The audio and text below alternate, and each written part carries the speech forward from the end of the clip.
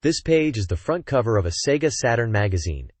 It's promoting the summer of '97 games, with Sonic the Hedgehog kicking into action right in the center. Featured games include, A Girl Who Chants Love at the Bound of This World, Super Robot Wars F, Silhouette Mirage, Marvel Superheroes, Virus, and Sonic Jam. It also mentions titles like Last Bronx, Dead or Alive, and Willy Wombat. The magazine highlights top creators and Saturn's key persons, talking about the '97 summer of games. It also teases a big Saturn summer present over 2 issues, and it's issue 22 from July 4, 1997, costing 390 yen. It seems like a jam-packed issue looking forward to a hot summer of SEGA Saturn gaming. This page is all about Project Sonic, and boy does it look cool. We've got a massive silhouette of Sonic right in the middle, striking a pose. The page screams, "This is cool," right at the top, and it definitely is. Sonic Team Presents is proudly displayed, so you know it's going to be something special. At the bottom, it clearly states Project Sonic, which is a super exciting tease for what's to come, hinting at a brand new Sonic adventure, probably for the Saturn given the magazine. It's a very striking and dynamic page, setting the stage for a deep dive into this mysterious Project Sonic. Sonic Jam is a definitive Sonic compilation for the SEGA Saturn, bringing together the first 4 classic Mega Drive Sonic games. Developed by the official Sonic team, it includes exclusive content, making it a must-have. Key features include Sonic World, a 3D environment for exploration, and a series archive, plus user-friendly modes like time attacks and special stages. The game boasts the return of the lock-on system and introduces new features such as CG movies and rendered Sonic visuals, a first for the Saturn, and the ability to spin dash in Sonic 1. Autosaving is also implemented. Released in '97 for 4,800 yen, it is categorized as an action game and is presented on a SEGA Saturn console. This page features a promotional image for the SEGA Saturn game, Side Pocket 3.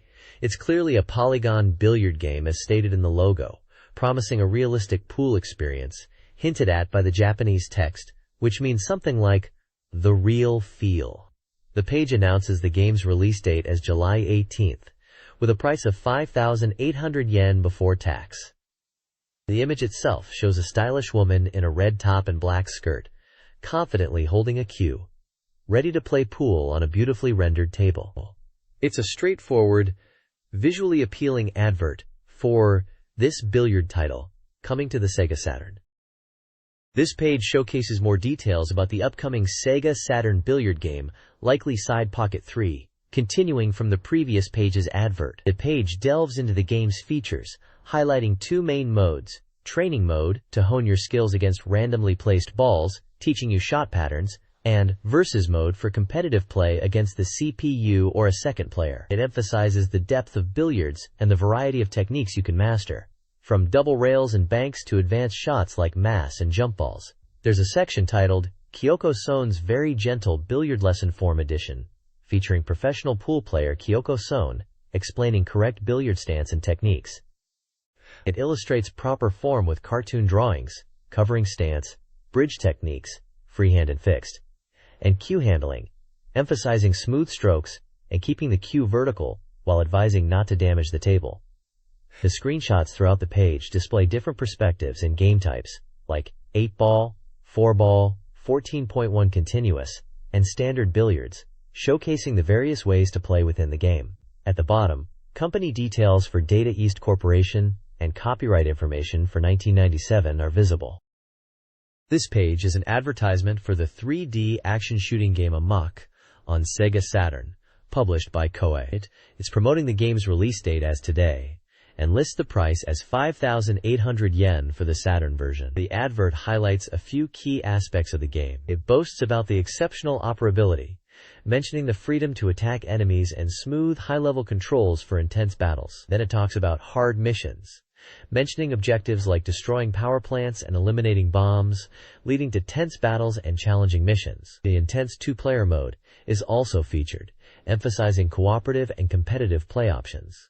The storyline is briefly described, setting the scene on a devastated planet Amok after half a century of war. The conflict continues underground, and players are tasked with breaking through enemy defenses as a Battlewalker Slam Bard pilot. There's also a AMOC release commemoration present campaign, where people who answer a questionnaire can win SEGA Saturn prizes. The prizes are a SEGA Saturn cordless pad, a prize 50 winners, a power memory, B prize 50 winners, and a control pad, C prize 100 winners.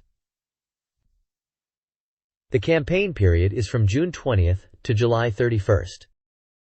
This page is an advert celebrating the 15th anniversary of Macross and promoting the SEGA Saturn game Super Dimension Fortress Macross.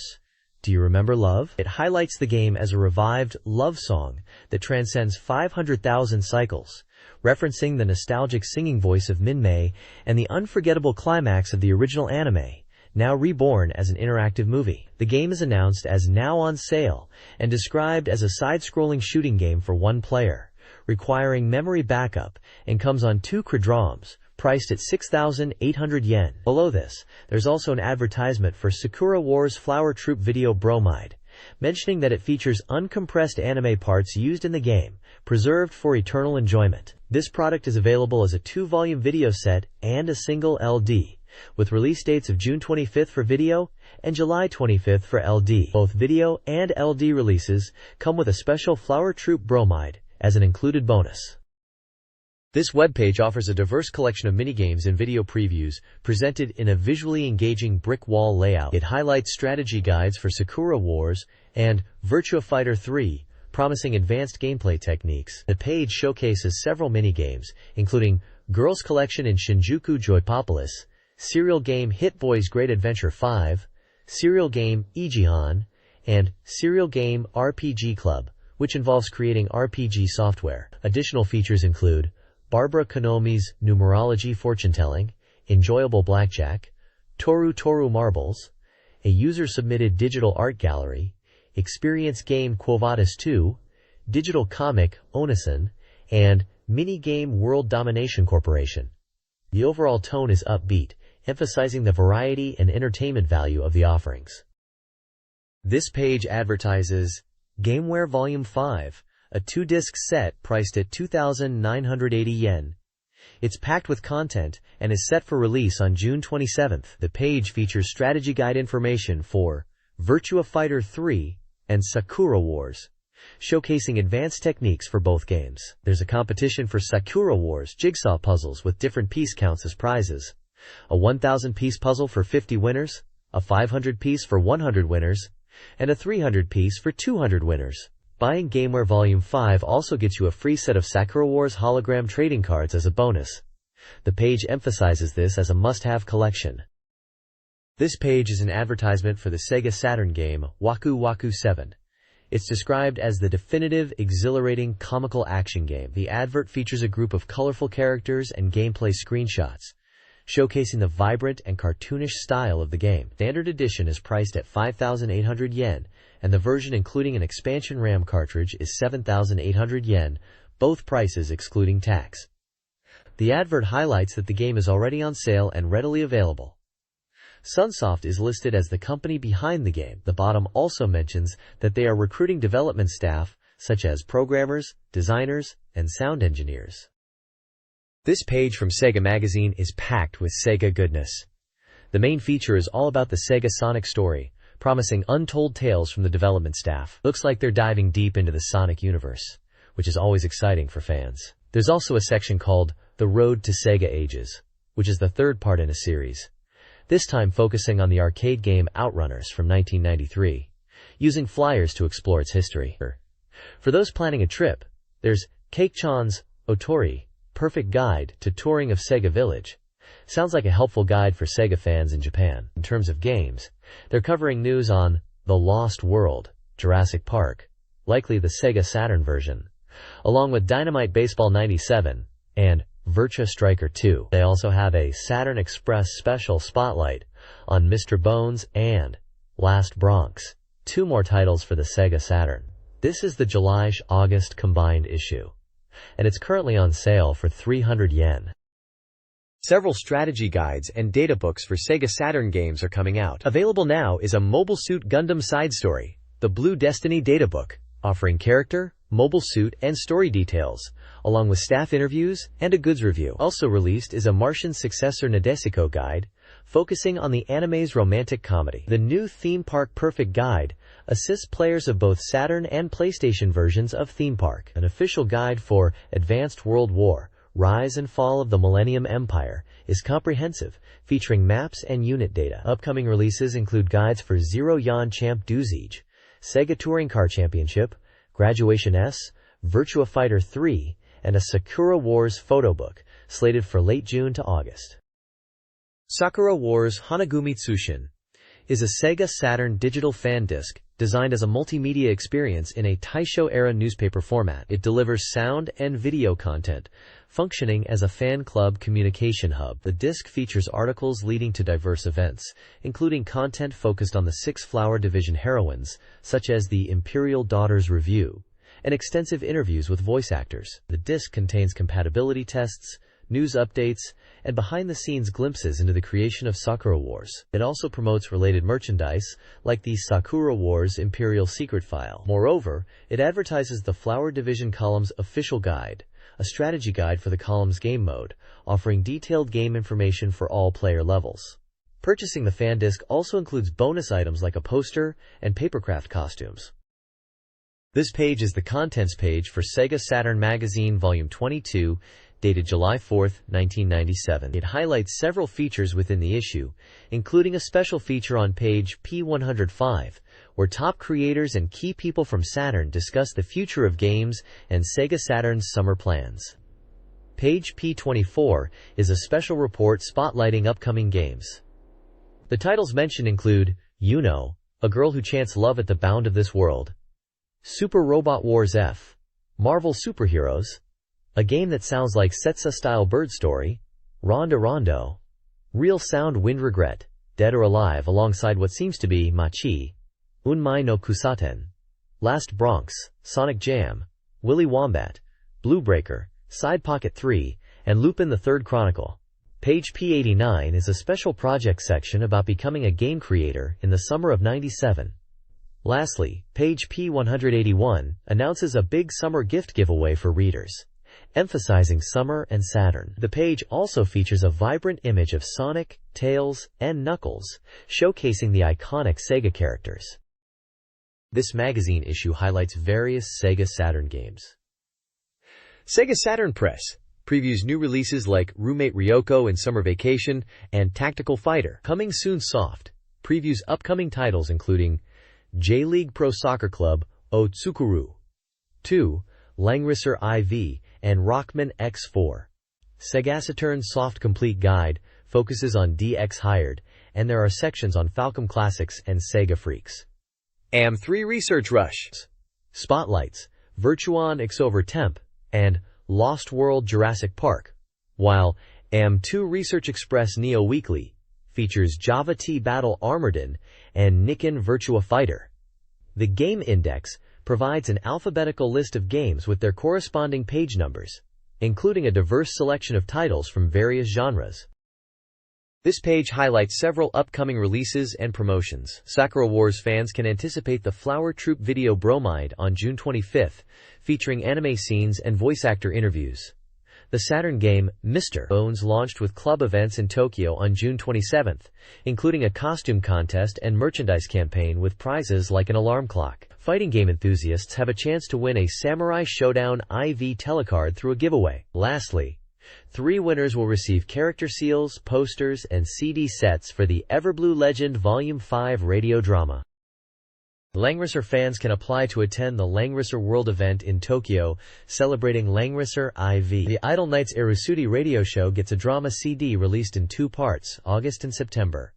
Jungle Emperor, Kimba the White Lion, returns as a TV anime in August. Compiles Ibaioan Tour hits 24 Japanese locations, potentially Korea, with games and cosplay. A Neoprint special photo booth features popular idols. Gamers get the SS Joypad AI controller with 54 programmable functions. New digital pets include dinosaur and dog raising games. Finally, Takara releases a realistic electronic fishing game, Silver Bassmasters, and 4 new crids from various artists are coming soon. This book review section highlights several game strategy guides. The lead review praises a Mobile Suit Gundam side story art book for its quality and content, emphasizing the importance of substance in guidebooks. Mini reviews follow. Martian Successor Nadesico features character strategies, humor, and relationship advice. Professional Baseball Greatest 997 focuses on practical gameplay, covering all aspects for baseball fans. Ebarouge details the game's world, character relationships, and school life. The Conveni covers both console versions, emphasizing store management mechanics with real-world insights from interviews. This page presents the top 15 best-selling Sega Saturn games in a shop data chart. Number 1 is Super Dimension Fortress Macross. Do you remember Love? A brand new release at the top, followed by Game Tengoku, also a new entry in second place. In third position is Kakyusei, which was number 1 last time. Other games in the top rankings include Professional Baseball Greatest 997, Ebarouge, Martian Successor Nadesico, and several Neon Genesis Evangelion titles, including a new package version and Second Impression. Fighters Megamix is also featured. The chart provides sales figures for both the week and cumulative totals, and each game listing includes a small screenshot and a brief description, giving a snapshot of what's popular on the Sega Saturn right now. This page details 2 Sega Saturn game charts. The User Data Top 20 poll reflects fan desires for Saturn ports, with Vampire Savior leading, followed by Final Fantasy and Neon Genesis Evangelion, Iron Maiden. The page also celebrates recent port announcements, including an Elf title and Vampire Savior. Uno has a 5% completion rate, while Vampire Savior has a 55% port realization rate. The Shop Data Top 15 chart ranks arcade game popularity, with Virtua Fighter 3 at number 1, followed by Vampire Savior and Virtua Striker 2. However, popular arcade titles are also mentioned. The One Point Check game highlights the upcoming baseball game, Dynamite Baseball 97, with positive reviews for its realistic gameplay. Screenshots of Vampire Savior, Virtua Striker 2, and the baseball game are featured.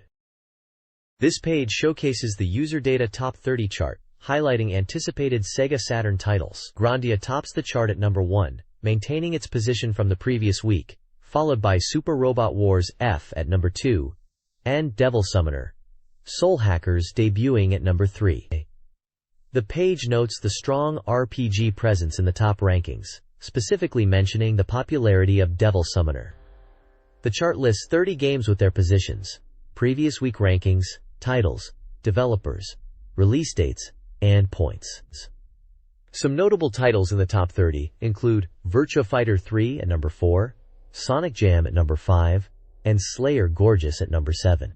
The development progress percentages are displayed for the top 3 games, with Grandia's progress still unknown. Super Robot Wars F at 60%, and Devil Summoner Soul Hackers at 50%. A pickup check game section features Machi Street at position 17, a Chunsoft sound novel game with a development progress of 80%. The article highlights its new scenario, focused on otaku crime and rainy season, which are intriguing elements. Finally, the Other Check, Coming Soon section mentions Ronde Rondo Serenade at number 23, and Quiz Nanero Dreams, Nijirocho no Kiseki at number 31, showcasing upcoming titles with screenshots, including an image from Quiz Nanero Dreams, showing a quiz question about food choices.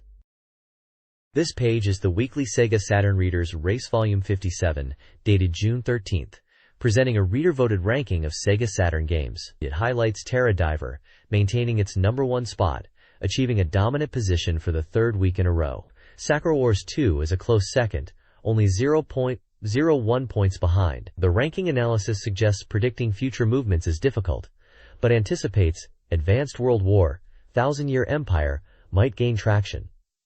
The page mentions new software making its debut in the A-chart section, specifically noting Ebarouge, which is described as having a refreshing feeling. It also points out that Zap! Snowboarding Tricks 98 is losing popularity, likely due to the changing season. The page includes a large table listing ranked games with their previous positions, titles, genres, and average reader scores. Scattered around the text are small screenshots of games and characters, seemingly related to the games mentioned in the ranking analysis. SEGA Saturn Magazine's Reader's Race Volume 57 features reader reviews of new games. Ebarouge, a simulation game, is well received by readers, 8.25 average, but less so by the magazine, 6.0, lauded for its improved voice acting. 3 Dirty Dwarves, an action game, scores 7.8 from readers and 6.66 from the magazine, praised for its unique characters and puzzle elements. Eternal Famous Person 2, a board game, gets a 6.8 reader score and 6.0 from the magazine, highlighted for its short playtimes. Skullfung, a shooting game, scores a 5.65 from readers, with the magazine at 5.66, the reviewer noting the game's inclusion of the Skullfung song while highlighting long load times. Funky Fantasy, an RPG, scores a 5.5 from readers and 5.66 from the magazine. Finally, DXIRD, an action game, receives a 5.23 reader score and 4.66 from the magazine, with reviewers criticizing character depth but praising its originality. The issue also includes the Saturn B ranking table. SEGA Saturn Reader's Race Volume 57 presents the Odds Table Saturn C Rankings, a reader-voted list of games. The page tracks game rankings, showing title, genre, and average scores. 2 new entries are highlighted, with an examination of mid-tier game performance, particularly in the Odds Table B section. Notable rank drops include Einhander Fantasy Story Jiris and Gun Shooting Area 51, while Maju Kai and Mahjong Tournament 2 show slight gains. Screenshots accompany the rankings, prompting reader questions about game quality like, is it easy to handle? And, is it still a decent soccer game? A comment box questions reader fatigue with the Dark Power and Disu series. The page offers a snapshot of the Saturn's game popularity based on reader feedback, analyzing trends and reader opinions. SEGA Saturn Reader's Race Volume 57 previews upcoming games like Macross, Game Tengoku, Impact Racing, and Derby Analyst, including reader reviews and scores. Readers praise Macross visuals but want more movie scenes. Game Tengoku is praised despite delays. Impact Racing is noted for potential but needs easier gameplay. Derby Analyst is favored for its information presentation. Reader feedback includes humorous translations of game titles and requests for sequels. The issue teases upcoming software news, highlighting Real Sound and Super Robot Wars F. 2 contests are announced, predicting Sonic Jam's ranking and predicting a software's reader score. Winners receive Saturn games. A call for reader entries details participation through postcards, game reviews, and predictions, with prizes including memory cards, joysticks, and twin-stick sets. The entry deadline is June 25th. This page announces the upcoming SEGA Saturn release of A Girl Who Chants Love at the Bound of This World. It highlights that this title, originally for PC, shocked PC users with its grand story, unique world setting, and innovative gameplay system, all of which received high praise. The page emphasizes that players will soon be able to experience the world, as envisioned by the artist Yukihiro Keno on the Saturn. The page features artwork of the game's suggestive female protagonist, with elf ears, wrapped in pink ribbons, set against a stylized blue background, characteristic of developer Elf's visual style. This game is presented as the 3rd entry in Elf's series for the Saturn, and it's clear they are anticipating a positive reception for this highly regarded PC title on the console. This page continues to announce the upcoming SEGA Saturn release of the highly anticipated game It highlights the excitement surrounding the port of this PC title to the Saturn, emphasizing its grand story, unique world, and innovative gameplay that captivated PC gamers. The announcement mentions that players will soon experience the world on the Saturn, as envisioned by the artist Keno Yukihiro. The page also includes a special news section indicating it's a scoop, and mentions a 97 planned release date, price to be determined, support for the ADM system, an 18+ age rating, and support for the shuttle mouse. The bottom text and title also promote A Girl Who Chants Love at the Bound of This World, reinforcing the game's title. There's also a progress meter stating 5% complete. The page is visually striking, with an image of the game's female protagonist and a clock motif, typical of the game's themes and elf's style. This page continues the hype for the Saturn version of A Girl Who Chants Love at the Bound of This World, emphasizing how it will push the Sega Saturn's capabilities to the limit in terms of visual expression and presentation. It addresses the game's 18+ rating, questioning how the mature content will be handled compared to the original PC version, assuring fans they aim to maintain the original concept. The page also points out the enhancements being made to the graphics, music, and sound effects, promising a richer storytelling experience beyond what was possible on PC. Another key highlight is the voice acting, confirming that talented voice actors will be used for characters like Nozomi Nomura, building upon the voice acting from Desire, Shimokishin. The page reiterates what kind of game is, describing the story which begins with the protagonist receiving a package from his deceased father and encountering strange occurrences. It mentions the unique ADMS system, different from previous systems, allowing for branching storylines and a deep gameplay experience as players explore various branching worlds and consider the mysteries of time and space. A game flowchart visually explains the game's progression from game start, through gameplay, events and item acquisition, various endings, and eventually leading to further adventures as certain conditions are met. This page continues to delve into the Saturn version of Yungano, highlighting key improvements and features. Point 4 emphasizes a shocking discovery.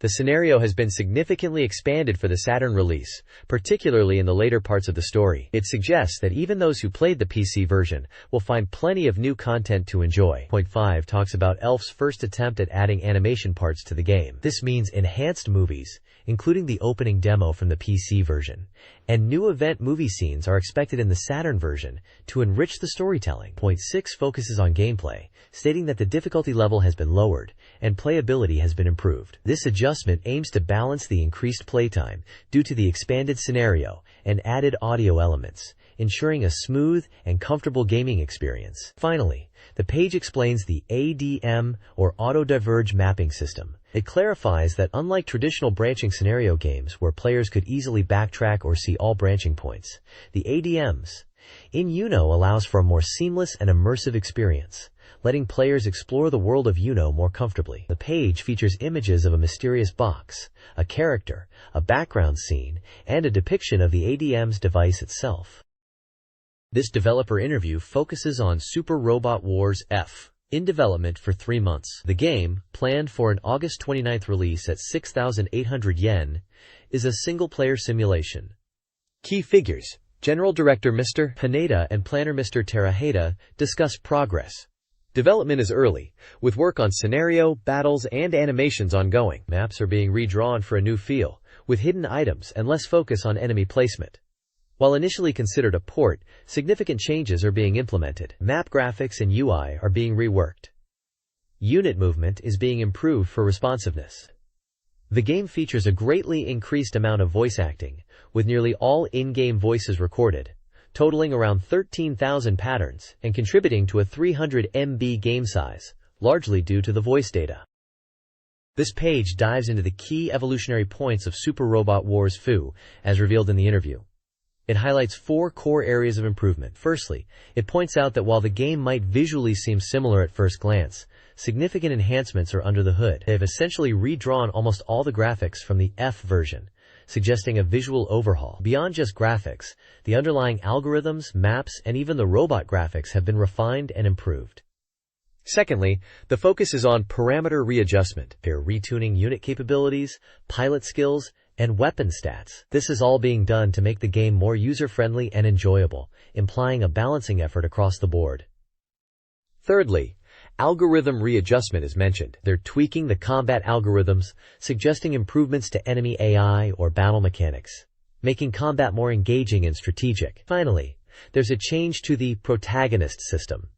This hints at an evolution in how the main character system works, possibly related to romance elements and power-ups. It mentions lover settings and power-ups, suggesting deeper protagonist customization and relationships may play a bigger role. Essentially, this page details how Super Robot Wars Flow is evolving beyond just a simple port, focusing on visual and gameplay refinements across graphics, unit balance, AI, and protagonist systems.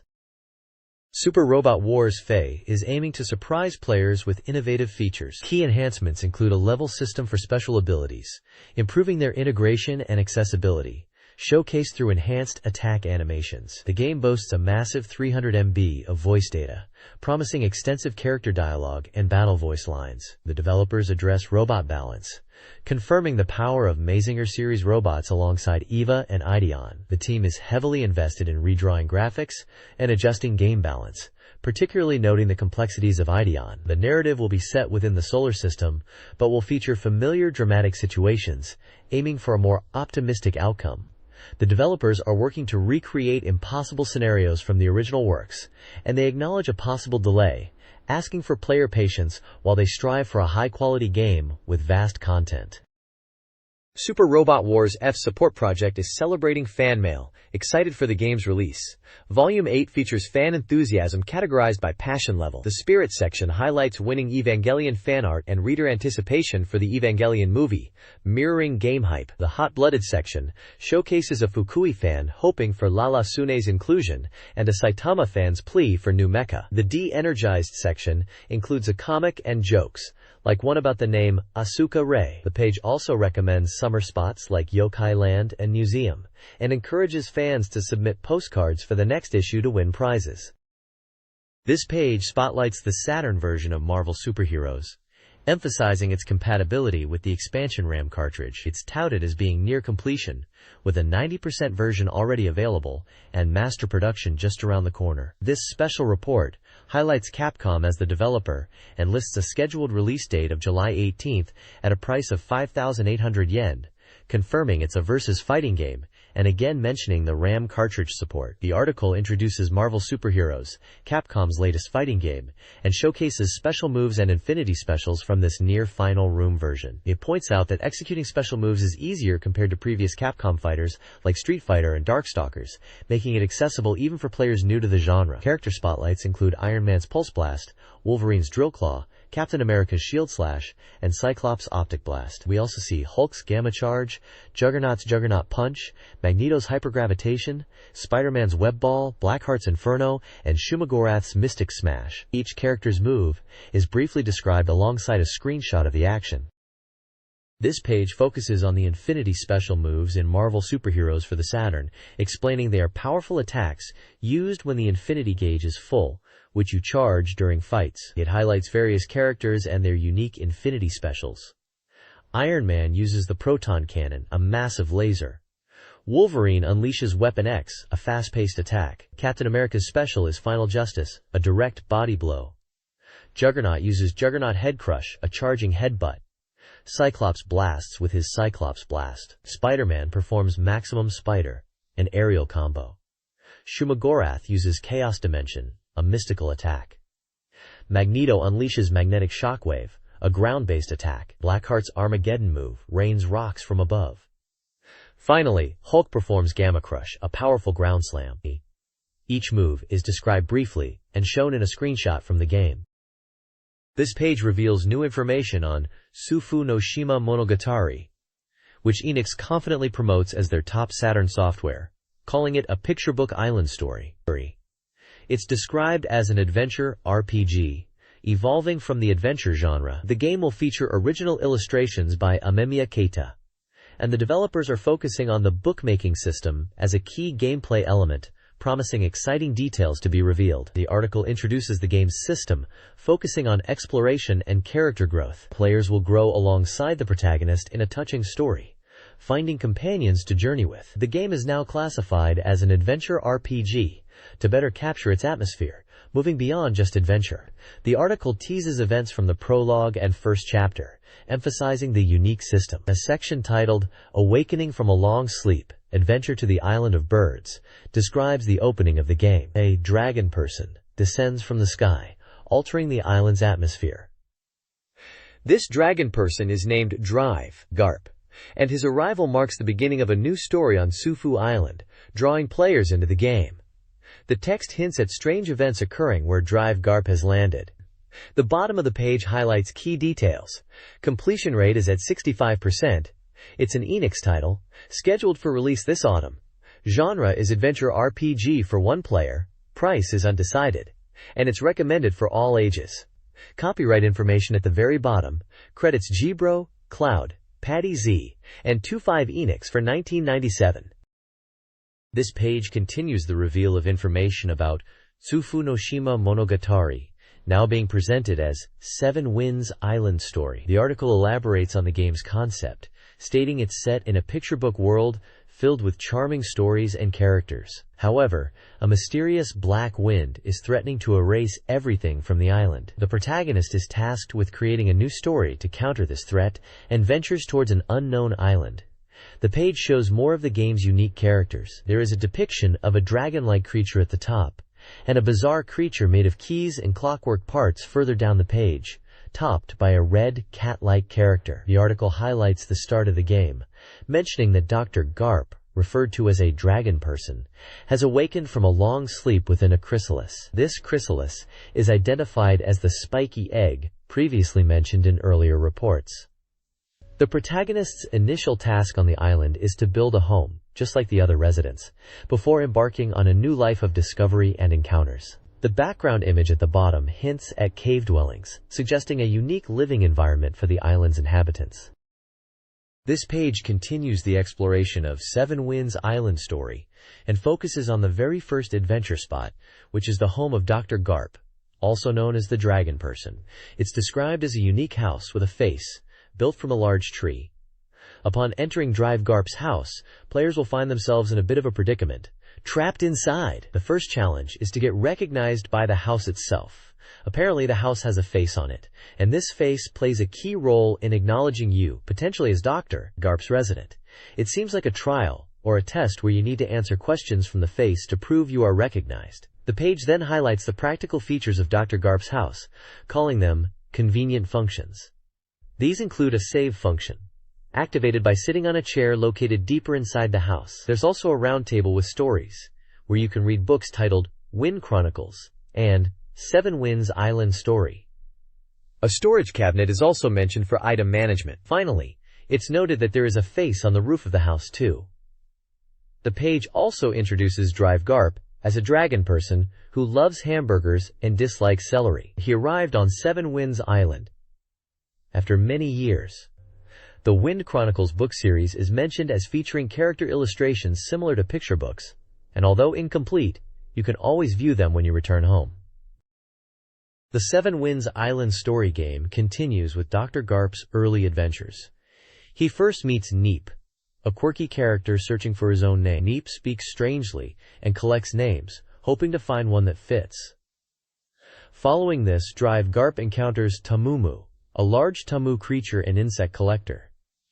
Tamumu gifts Drive Garp a mysterious insect net, suggesting Drive Garp's knowledge will aid him.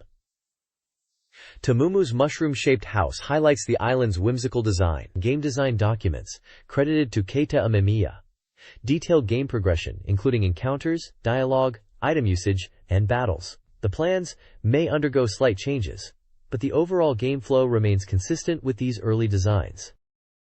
This page delves deeper into the gameplay mechanics of Seven Winds Island Story, focusing on the friend and item systems. It highlights how befriending the island inhabitants is key. These aren't just mindless followers, apparently. They are independent and have their own special abilities that will be crucial for solving puzzles and progressing. It mentions that Dr. Garp names one of these friends, a Hamasunezumi kid called Kisuke, emphasizing a personal connection rather than them just being tools. Moving on to items, the page breaks them down into two main categories: key items used for puzzle solving and collectible items for enjoyment. It seems collecting insects is a big part of the game, as they mention insect collectors on Seven Winds Island who might trade or interact with you based on your collection. This adds a layer of exploration and collection beyond just progressing the story. Finally, there's a neat detail about snakes acting as guides in Seven Winds Island. These aren't enemies, but helpful NPCs, put there by Dr. Garp himself. They even display maps on their bodies, which help you understand the island's layout and navigate, pointing out locations like the Pikuramido ruins. It sounds like exploration and interacting with the environment and its inhabitants are really central to the game. This introduction to Seven Winds Island story unveils more of the island's inhabitants and collectible items. You'll meet unique characters like Kisuke, the gentle scissor-handed boy, Kurion, the shy flying rabbit, and Rock, who can smash rocks with a shout, along with a helicopter-eared character afraid of heights. The game features bug catching, allowing you to collect diverse insects, from common to rare, using a bug-catching machine. You can track your catches on an item screen. Mysterious, adventure-aiding strange items discovered by Dr. Garp are key to the adventure. These include the treehouse fruit, pencil butterfly, stag beetle stone, black scale, and the rare question mark insect, all vital for exploring the island and uncovering its secrets. This page details the bookmaking system for Dragon's Trail is wonderful, which seems to be a core mechanic of the game. It highlights how your in-game actions dynamically create a storybook as you play. The page breaks down the bookmaking process into 3 steps. Step 1 is chapter title acquisition, where the title itself acts as a key event. The example image shows an interior scene with a character. Step 2 is thinking and acting based on title clues, emphasizing connecting the title's meaning to your actions in the game. The screenshot shows an outdoor scene with the main character in a field. Step 3 is information and hint acquisition, meeting characters, suggesting interactions with characters to gather clues and advance the story. The image shows a character talking to 2 others near a large tree. The page further elaborates on gameplay with Action A and Action B. Action A describes taking a standard approach, like using a key item correctly, which leads to predictable outcomes. Action B encourages trying slightly different actions in the same situation, hinting that the game acknowledges and responds to nuanced player choices, resulting in varied story developments. Finally, it mentions writing a new world by reading the book you wrote, implying that completing chapters and reading the generated story allows you to progress and unlock new areas or content in the game. The completed story becomes an integral part of the game experience. This page continues explaining the bookmaking system in Dragon's Trail is wonderful. It moves on to step 4, solving the mystery, which leads to an event clear. This step involves solving riddles or puzzles to progress the story. The screenshot shows a scene where an event is being cleared, confirming the player's progress. Step 5 is chapter completion, rereading the picture book. Once an event is cleared, a chapter is completed, and the game prompts you to reread the storybook that has been created so far. The image shows a tree and some text that appears to be from the in-game storybook, reinforcing how the gameplay actions are turned into a narrative. The page emphasizes that the road to story completion is not a single path. It highlights the freedom players have due to the game's bookmaking system and its flexibility. It stresses that there's not just one route to take, and the game encourages exploration, and creating your own unique Dragon's Trail is a wonderful story. It's about enjoying the journey and discovering your own path through the game world and narrative, rather than strictly following a linear path. On the right side of the page, you can see handwritten notes and sketches titled Game Progression Image by Keita Amemiya. These appear to be early design ideas and concepts for the game's progression, possibly showing different stages of gameplay and event triggers, giving a glimpse into the game's development process. This page is all about the new SEGA Saturn game called Ronde, described as a new form of simulation RPG within the Megami Tensei series. The game is said to be speedy and dramatic, focusing on demon negotiation and fusion, a core element of Megami Tensei games. Ronde introduces 3D maps with height differences, aiming for faster gameplay by limiting the map size and number of enemies and spells. Cutscenes and events are promised to add dramatic flair to the story.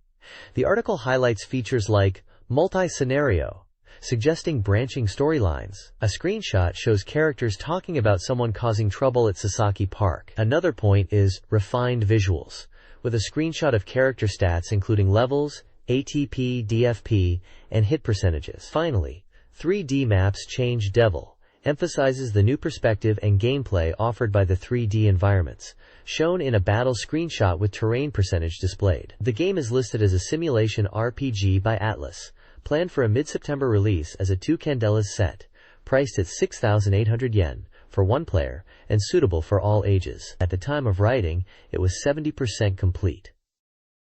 Ronde is a simulation RPG for Sega Saturn centered around soul reincarnation, represented by the Ronde song theme and featuring multiple endings based on player choices. The story begins when a team uncovers Aztec ruins in South America, revealing summoning rituals related to the demon world. When a museum exhibit featuring the artifacts opens in Tokyo, Asuka Miroku and his friends, Sakura Saotome, Keita Matsumoto, and Asuka's brother Satoshi, visit. Demons attack and kidnap Satoshi. The core cast consists of the cool but determined Asuka, the intelligent and elegant Sakura, the tough but kind Keita, and the kidnapped curious Satoshi. Screenshots show character interactions and dialogue, including Sakura's proactive encouragement and Keita's willingness to use force. The game's plot follows Asuka and his friends as they venture into the demon world to rescue Satoshi, unaware of the coming events. The next page delves into the game's features, starting with the innovative 3D map system. This 3D map is a significant evolution, allowing battles to unfold across detailed Tokyo environments in the 21st century, utilizing height and depth for strategic gameplay. The screenshots show these detailed 3D cityscapes and battle scenarios. The article also highlights the beautiful animation power battles enabled by the polygon graphics, promising smoother battle actions like swinging swords. Furthermore, it emphasizes the beauty of magic effects, showcasing visually impressive spells that encompass the screen. As a staple of the Majin series, demon negotiation returns, letting players communicate with and potentially recruit demons through dialogue choices, a core aspect of the series. The page expresses excitement about these advancements, especially the jump to 3D environments and the enhanced visual presentation of battles and magic. Shin Megami Tensei 2 introduces enhanced gameplay through new systems. The Remix system, the demon fusion mechanic, allows players to create diverse demons via fusions at the Remix station. This system offers cloning, creation, and weapon sealing. Players can also personalize demons by giving them nicknames. Fusion options include the Friday system and 3-body fusions via the Digitalize menu. The game features futuristic shops. The Mag Shop handles magnetite for demon summoning, and the Rag Shop likely deals with items. The Options section provides customizable settings for battle animations, dialogue, language, audio, and cursor/message speeds. Finally, the story begins with a mysterious incident at a museum involving a crystal structure, disrupting the characters' daily lives and initiating the game's plot. This page is all about the actress Miho Kano and her involvement with the SEGA Saturn game, Real Sound, Kaze no Regret. The page highlights her unpretentious charm and features an interview with her, calling her a 4-dimensional girl. There's a profile section giving details about her, like her birth date being August 22, 1972, and her age being 19. It mentions she's known for dramas like Twins Teacher, and her appearance in Real Sound is her second game role. The interview touches upon her experience with the game and her character Nana, noting that she didn't play the role, suggesting perhaps a unique or different kind of acting approach for this sound drama. Finally, there's a special report section announcing the game Real Sound, Kaze no Regret itself.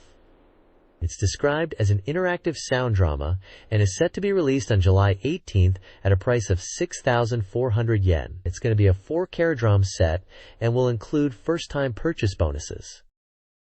This page continues with the interview with Miho Kano about her work on the sound drama game Real Sound. She reflects on her acting in Real Sound and shares her thoughts that doing nothing is number one when it comes to acting. She talks about being overwhelmed by the huge script for Real Sound and wondering if she could handle it in just 5 days of recording. She mentions she's currently working on the drama Ahito, which airs on Tuesdays at 10 p.m. on CX, and also the TV drama version of Rakuen, starting in July. She was asked about her approach to acting for Real Sound and what she paid attention to. She jokes that she gets asked that a lot, and it makes her think about what she actually does. The interview touches upon her memories. She mentions her first crush being like Drift no Kaminari-sama, a chaotic comedy group, and her natural perm from childhood. She also talks about how she used to play RPGs when she was a child, and that she enjoyed them, but she's too busy now. Finally, there's a section encouraging readers to submit illustrations based on their imagination of Real Sound,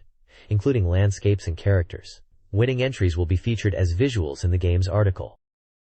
This page is all about the SEGA Saturn version of Dead or Alive, and they are really hyping it up. First up, it's talking about a brand new opening movie made with motion capture, promising it's going to be something special, with all the characters showing up in a cool and cute way. They are even mentioning the dojo scene from the screenshot, hinting it could be part of the opening. Then, the page gets into the graphics, really emphasizing the high-quality visuals they've managed to get out of the Saturn. They're boasting about using the Saturn's dual processors and a custom DSP chip to push polygon graphics and backgrounds, saying it'll be even better than the arcade. You can see some screenshots here with characters like John Lee fighting Zack and Kasumi in a match. They are highlighting the details in the character models and the backgrounds. There's a special news section too, announcing the game is 65% done, and they are confident the Saturn version will be arcade perfect, if not even better. They're really pushing the idea that the Saturn version is going to be the definitive home version, with top-notch visuals and gameplay for a 3D fighting game. The SEGA Saturn version of Dead or Alive is focused on enhanced visuals and animation. Two key improvements are highlighted. Firstly, skill motions receive a major overhaul, making character movements more natural, even if the move timing remains the same. The dragon kick is used as an example, showcasing smoother leg raises and detailed foot movements. Secondly, bust morphing is significantly upgraded, promising more gorgeous and impactful visuals. Developers are focusing on enhancing this feature, expecting it to be a highlight. The text compares the arcade and Saturn versions, noting the Saturn is catching up in detail, specifically the finer movements of the fingers. The article reiterates the importance of these subtle motion changes, making the game more realistic, including the way opponents react when hit, emphasizing the changes in foot float animation. This page is all about the unique gameplay system of Dead or Alive for the SEGA Saturn, focusing on the core mechanics that create its tactical depth. It breaks down the relationships between strikes, guards, holds, and throws. Strikes are described as your basic attacks, but they take time to execute. They can be powerful, but predictable. Guards are effective against strikes, nullifying them, and opening opportunities for offensive holds and throws. Holds are a key element, acting as counters. Defensive holds are for intercepting strikes, while offensive holds are for countering guards, leading to special, powerful moves. Throws are effective against guarding opponents and holds, but they are vulnerable to strikes and offensive holds if timed poorly, as the opponent can break free. The page goes into different types of holds, including offensive holds, which can lead to command throws and combo throws for extra damage. There's also information on throw escapes, reversals, and using the danger zone in stages for extra damage during throws or strikes. It even covers combo throws, or continuous holds, that are special command throws that link into further attacks, though they require precise timing. Essentially, the page is detailing the rock-paper-scissors dynamic at the heart of Dead or Alive, emphasizing the strategic interplay between strikes, guards, holds, and throws, which is what makes the game so unique and engaging. Screenshots throughout illustrate these mechanics in action, with characters like Kasumi, Bayman, Lai Fang, Hayabusa, and Jan Kelly. The SEGA Saturn version of Dead or Alive is being developed not as a simple port, but as a significantly improved version of the arcade game. The development team, led by Mr. Itagaki, has overcome technical challenges and is focusing on refining gameplay, addressing issues like sluggish movement and balance. They are carefully tweaking each move's animation, optimizing character models and silhouettes, and pushing the Saturn's graphical capabilities, even without using expanded RAM to maintain fairness. The team is committed to delivering a high-quality experience, urging players to appreciate the refined graphics and overall quality, viewing the project as a gift to SEGA Saturn fans. Chunsoft's sound novel adventure game, Street, also known as Machi, is nearing its summer release, with development approximately 80% complete. The game features 8 protagonists, with all stories unfolding on October 11th. This specific page focuses on Ushio Masaomi, a 36-year-old ex-Yakuza, described as Protagonist Part 2. Ushio's scenario centers on his planned proposal, presented with a more serious tone and mature age range compared to other scenarios. Players navigate scenarios using the street system. Character faces initially appear as silhouettes. Ushio's story, subtitled The Wrong Man Ushi, involves Takamine Aya, a 27-year-old jewelry store clerk he intends to propose to, and her manager, Kakinuma, a 47-year-old man expected to provide humorous interactions. Scenario writer Osamu Yamazaki discusses Ushio's character and the game's atmosphere in an interview. Street's Proposal Destination follows ex-Yakuza Ushio as he prepares to propose to Aya Takamine. He visits a flower shop, with the game offering a choice between flowers or cake, showcasing the interactive street system. He then heads to Bodor jewelry store, where Aya works. Ushio's Yakuza slang, Enko, adds realism but might cause misunderstanding. Drama unfolds with the arrival of Akiba Yuzo, a rival suitor. The page introduces other key characters: Kojima Sanji, Ushio's helpful ex-underling, and Kisaragi, a slightly comical detective. The scenario promises a love triangle and interwoven narratives, highlighting the game's diverse cast and intricate storylines. In Street's proposal destination, Ushio's proposal to Aya is dramatically interrupted by a jewelry store robbery. The robber is revealed to be Miyagi, an ex-Yakuza member and former comrade of Ushio. Miyagi, believing Ushio is still involved in the criminal underworld, misinterprets his presence, causing a chaotic scene. Akaya and the store staff likely view Ushio as an accomplice, further complicating his situation. The security cameras are capturing the entire event. Ushio must navigate this misunderstanding, clear his name, and salvage his proposal amidst the turmoil. The story, inspired by The Wrong Man, promises further twists and turns, as Ushio's plans are completely derailed. This page features an interview with scenario writer Yamazaki Osamu about the game Street and its scenario. The scenario for Street is described as a panic comedy centered around the character Ushio, an ex-Yakuza. Yamazaki explains that the scenario started from an idea meeting after Brother Cut Grass and evolved through brainstorming and choosing good ideas. He aimed to write a comedy and found the current scenario fitting. The story revolves around Ushio, an ex-Yakuza, and his proposal scene. The setting of Street is Shibuya, and Yamazaki, familiar with Shibuya since childhood, aimed to depict its realistic atmosphere in the game, showcasing both the bright and deeper aspects of the city.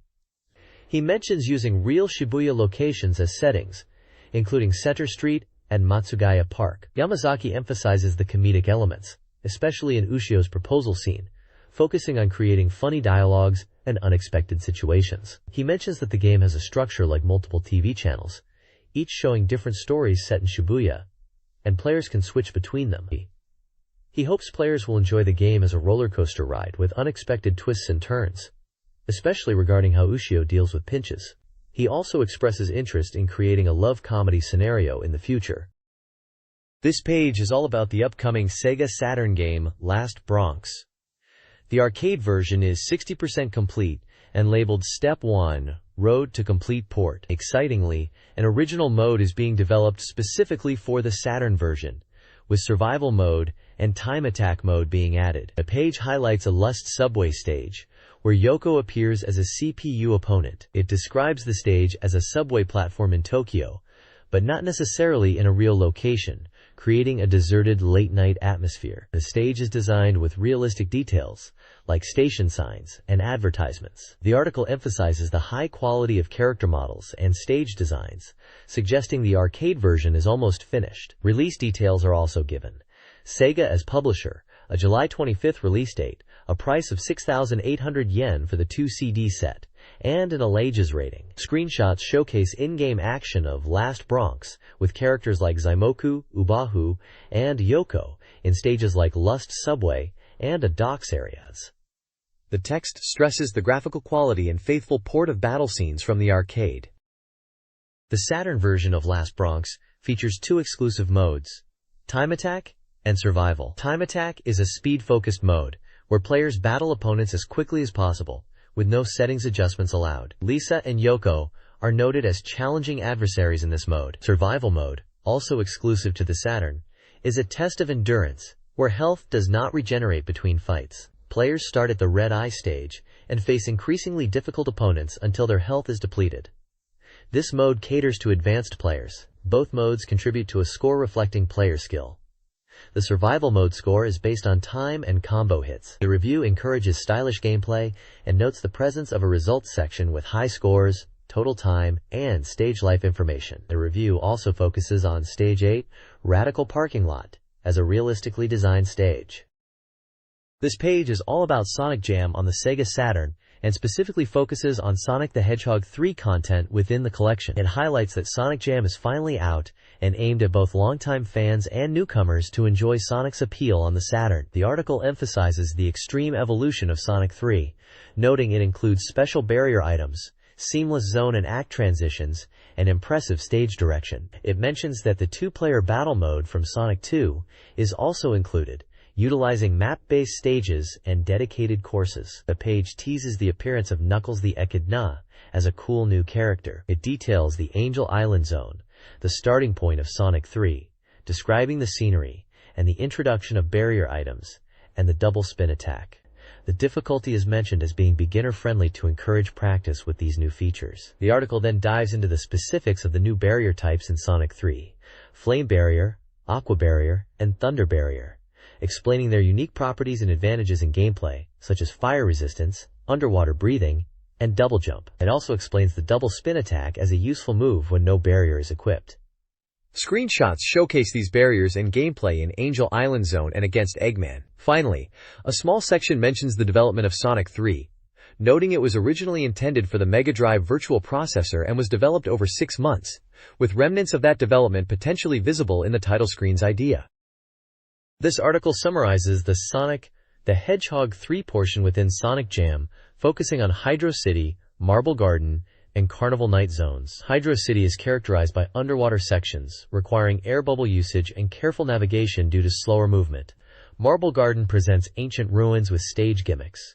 Players should proceed with caution, particularly in Act 2. Carnival Night resembles Casino Night Zone with expanded gimmicks. And Act 2 involves underwater sections requiring precise switch hitting. Each zone's Eggman boss fight has specific attack patterns to learn. The article also covers special stages, where players collect blue spheres while avoiding red ones, and bonus stages, which can be accessed by collecting enough rings to grab items.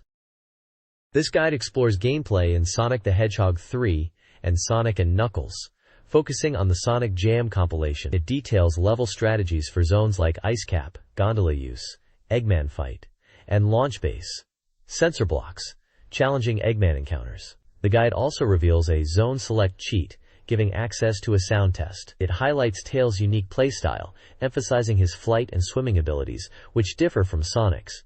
Finally, it explains how to transform into Super Sonic. Collecting all Chaos Emeralds allows the player to activate Super Sonic by gathering 50 or more rings and jumping, available in the Sonic Jam Data Select. The next page dives into the Sonic World mode within Sonic Jam, highlighting a stopwatch feature that adds a time attack element to the exploration. It explains how to use the stopwatch, starting from marked points within Sonic World to initiate time-based challenges. The page details a mission list associated with this stopwatch gameplay. These missions involve tasks like collecting rings, specifically 20 rings scattered around, reaching designated red point markers, touching Tails who's flying around, gathering 50 rings, obtaining 5 blue point markers, finding 7 secret cards, popping 3 balloons, and ultimately grabbing 100 rings. Completing these missions unlocks a big ring. There's also a section about a released commercial movie, asking, who is running beside Sonic? Likely referencing a Sonic the Hedgehog 2 commercial and hinting at Tails. Finally, this week's Backpage section discusses Sonic's appeal, touching upon character design and mentioning Sonic's CD, positioning Sonic as a hero-like figure, and referencing the SEGA Saturn as a platform for enjoying these classic Sonic experiences. This page showcases the game Wily Wombat, an action title by Hudson, soft-slated for release on June 27th, suitable for all ages and a single-player experience. The page asks, what kind of game is Wily Wombat? And proceeds to explain its unique features. It highlights the AQV system, standing for around quarter view, which is central to the gameplay. This system blends 2D and polygon graphics, allowing players to freely rotate the terrain, creating a new type of gaming experience. The game also promises a hard story, described as a mature drama, focusing on a strong and dark narrative, hinting at themes of freedom versus management and intriguing mysteries. The game seemingly merges 2D action gameplay with 3D elements, allowing for viewpoint changes and a broader game world. Screenshots demonstrate the isometric perspective and interface elements such as power and life gauges, giving a glimpse into the gameplay. The AQV system is further detailed as a real-time terrain rotation mechanic, aiming to overcome the limitations of typical quarter-view games and introduce fresh gameplay possibilities. Wily Wombat features force abilities: the blue force for close-range explosions, the yellow force for horizontal attacks, and the screen-clearing red force. Wily is escaping from the oppressive society of prison, challenging its focus on management and order. The game's core theme is management versus freedom, with antagonists, the pursuers, male, Tag Frester, and a third, seeking to control Wily. A hidden screensaver, reminiscent of a SEGA Saturn magazine cover, was discovered during development and contains secrets for players to uncover. Stage 4 of Wily Wombat, Norwegian Wood, offers a stunning snowy environment, a stark contrast to the previous desert stage. Despite its beauty, the stage is challenging, with icy terrain making movement tricky and enemy encounters frequent. Players must exercise caution, especially near frozen rivers, where a slip leads to a fall. The stage introduces a new use for the AQV system, a dash move that rotates the environment around Wily, providing a racing game feel. Intricate level design, featuring interconnected rooms and strategically placed switches, demands strategic thinking and skillful use of the new dash mechanic. Miracle gems are hidden in perilous locations, tempting risk-taking. The reviewer highlights the complexity and challenge, concluding with a call to locate a hidden miracle gem. This page showcases Stage 5 of Wily Wombat, titled Ruins of Khufu. Continuing the trend of drastically changing stage themes, this one is set in Egypt, offering an exotic and mysterious atmosphere filled with ruins. The reviewer points out that the stage incorporates puzzle-solving elements, different from previous action-focused stages, requiring both intellect and action to overcome. New gimmicks are introduced, like pull switches and eye statues. The pull switches seem to change colors, suggesting a color-based puzzle mechanic. The eye statues are hinted to be another key element in solving the stage's mysteries. The page highlights the evolution of the ghost enemies throughout the game, showcasing their design changes from Stage 1 to Stage 5. The Stage 5 ghost, themed around Egypt, is considered to have the best design by the reviewer. The graphics are praised for fully capturing the Egyptian mood, with detailed backgrounds and intricate level design. The reviewer believes just looking at the graphics is enjoyable. Finally, the page hints at the story moving towards its climax, mentioning miracle gems, Eden, and posing questions about Wily's intentions, encouraging players to discover the answers themselves. This page highlights the new RPG game Bluebreaker, which blends romance and adventure. It's slated for release in September and is described as a romance role-playing game. The page introduces two main characters. First is Abisha, a shrine maiden in training who serves the gods. She is 17 years old, skilled in healing magic, and described as kind and responsible. The second character is Sarge, a 17-year-old sorceress, driven by revenge. She was often bullied as a child, and can get emotional easily, but is determined in her quest for revenge and skilled in offensive magic. Her preferred type of person is someone who doesn't bully others, and isn't loud. The game's story centers on the protagonist, 17-year-old Keen, who lives with his parents in a remote village. Following his family tradition, he's destined to leave home and find a marriage partner. One day, as he's about to embark on this journey, his father entrusts him with a bracelet, instructing him to place it in a certain shrine. At the shrine, he meets Akasha. Suddenly, a loud noise and tremor occur, and Akasha reveals that the seal of the Demon Lord, Dark Lord, has been broken. Akasha apparently knew this would happen from the start. Thus, the adventure begins, with the protagonist tasked with finding a marriage partner and defeating the resurrected Demon Lord. The next page spotlights the female characters from Bluebreaker, the romance role-playing game we just heard about. It seems the girl's journey is about to begin, each with their own thoughts and motivations. First up is Karumini, a free-spirited 18-year-old bounty hunter who wields a sacred sword and really hates to lose. She's described as strong-willed and likes people even stronger than herself. Next we have Tanner, a nature-loving fairy who's around 16 in human years and works as a fairy messenger. She apparently met Kine when he needed fairy assistance, and she's drawn to people who love nature and animals. Then there's Maya, a 19-year-old warrior who's quite mysterious and always seems lonely. She's not very talkative about herself, but for some reason joins up with Kian's group. She prefers quiet people who don't pry. Following Maya is Hamyun, a young but powerful magician of unknown age, who is a master of the four elements. She's thoughtful and decisive, and likes kind people. Naruto is a 22-year-old woman, also a warrior, who can use attack magic and is a strong fighter. She's particularly drawn to the protagonist, and follows him around, liking people with a pure spirit. Lastly, we have Yarm, a 20-year-old thief who loves money and is skilled at opening chests and dealing with traps. She likes people who don't sweat the small stuff and are tolerant. It looks like Kane is going to have a very interesting and diverse party to journey with. This page introduces Side Pocket 3, the latest installment in the popular Side Pocket series, boasting fully rendered 3D polygon graphics. They're really pushing the realism, aiming to bring the feel of real billiards to your Saturn. Apparently, there's a story mode, plus a bunch of game modes, and rules to keep things interesting. Even for hardcore billiards fans, they're highlighting the characters, especially Reina, who apparently says something like, "My breasts are throbbing, is that what you're staring at?" She sounds like a bit of a character. Then there's Kato, who seems like the serious type, reminding you about billiards etiquette. The characters in story mode react to wins and losses, showing a range of emotions. The article mentions realistic touches, like applying chalk to the cue, and even simulates imperfect shots if you don't hit the ball properly. Adding to the realism, it seems like they've really focused on making this a super hardcore billiards experience.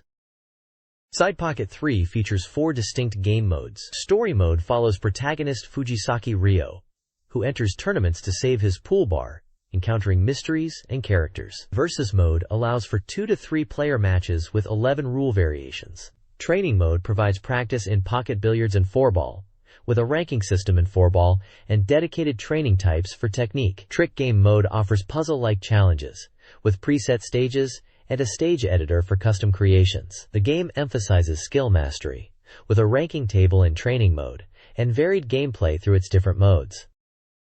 30 Years of Lingering Memories. Lupin III Chronicles is a new database-style game, a follow-up to Lupin III Master File, aiming to capture the hard-boiled essence of the 70s Lupin anime. Developed in response to Master File's success, it immerses players in Lupin's hideout for a more engaging experience. The game focuses on presenting organized information from the original series up to Castle of Cagliostro, with an improved, image-rich interface. Content focuses on the 70s era, categorized into 4 parts, including the Broadway series. It also highlights key staff, directors, and animators. With a 90% completion status and a release date of July 25th, the game is priced at 5,800 yen and is suitable for all ages. Essentially, it's a deep dive into the world of Lupin III, especially the early anime. In a Lupin III Chronicles interview, developers Horiguchi and Tomizawa discussed the game's features. The opening animation is digitally enhanced, inspired by the second Lupin series. The game incorporates elements from the original 30-year-old anime, highlighting technological advancements. Secrets, like a top-secret character file, exemplified by PYCAL, are included. The game features a treasure catalog and Lupin Beauties section, with over 500 items and 111 female characters. Copyright issues influence the prioritization of visuals over sound. The game will have 3 different jacket illustrations, though the disc content remains the same. Horiguchi aims to capture Lupin's enduring appeal, comparing him to iconic characters, emphasizing the timeless essence of the franchise.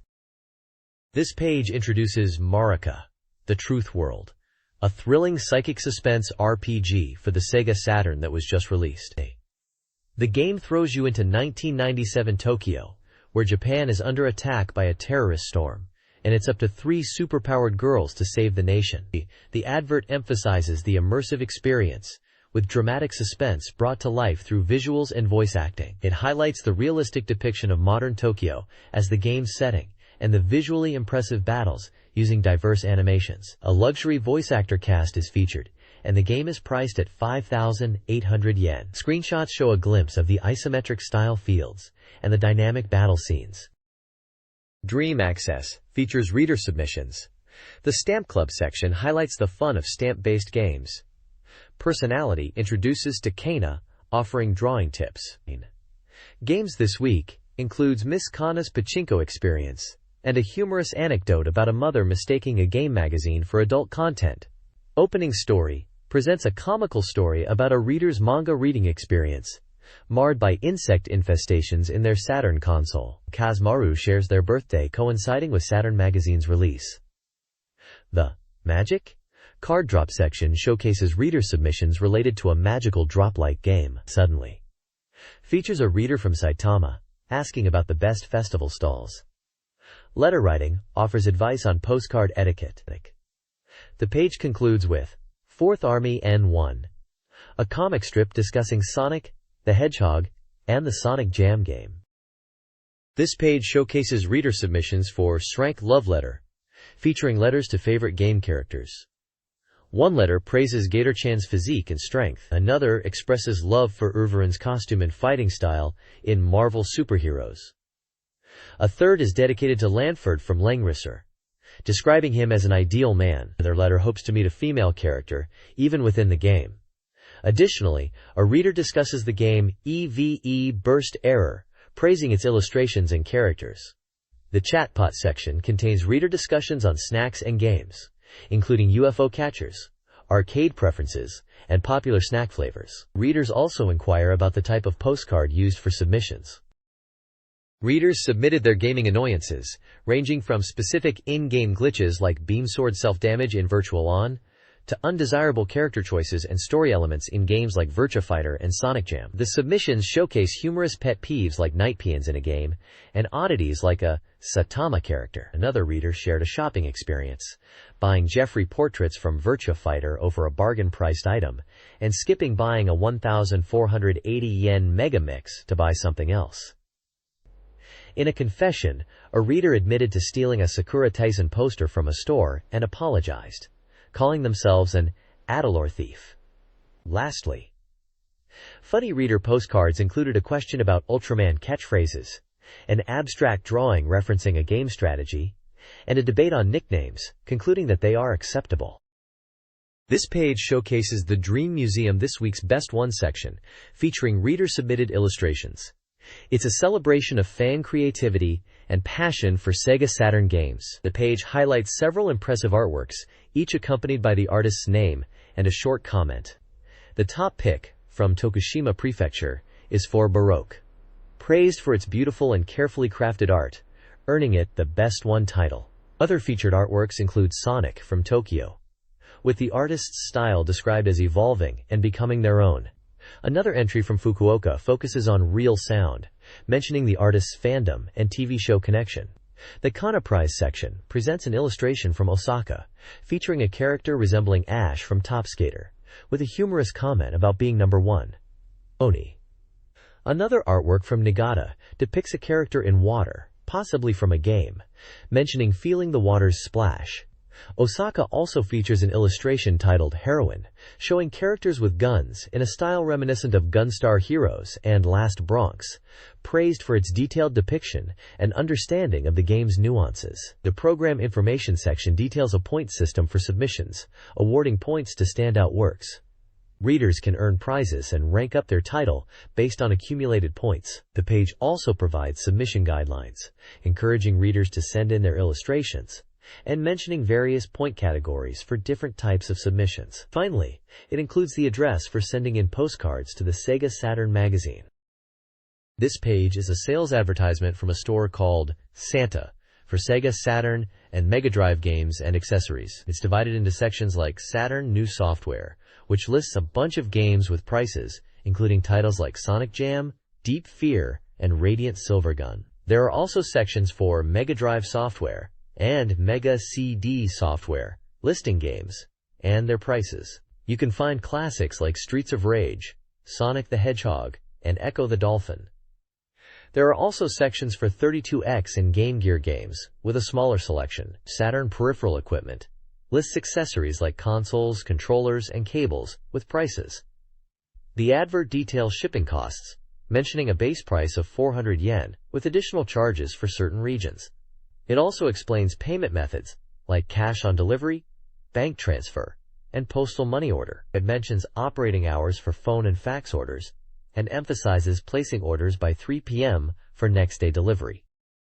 This page promotes a variety of 4,DX and anthology comic books based on popular video games. Featured are Pocket Monster, Pokemon, promising humor with contributions from multiple artists. Nitushinden, Battle Arena Toshinden, also gets a 4,DX treatment, with a second volume advertised. The Super Game Anthology comic series includes Tujinden, Tuki Densho Angel Eyes, Super Real Mahjong PV Paradise centered on a Mahjong game, Tushinden 2, Battle Arena Tushinden 2, and Guketsuji Ichizoku 2, Chotodeke Saikyu Densetsu, Power Instinct 2.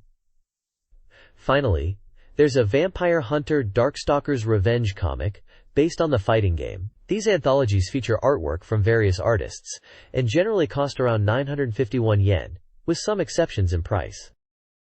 This page is an advertisement for the Cyberbots Full Metal Madness Strategy Guidebook, which is the first release in the Saitama MOOC series. It's being touted as the ultimate strategy guide for the game, and is published as part of the Saturn MOOC Volume 1 series by SoftBank. Priced at 1,500 yen, this a 5-size, 160-page book is from the editors of SEGA Saturn Magazine and is set to be released on June 27th. The advert emphasizes that the book is packed with Capcom staff illustrations and secret data, making it a must-see for fans. It also mentions that it covers everything from basic techniques to advanced combos, ensuring complete mastery of the game. They highlight that 2D fighting game specialists have spent over 3 months meticulously crafting this guide. The game itself, Cyberbots, is mentioned as being fully featured for both player versus player and player versus CPU battles, offering comprehensive follower data as well.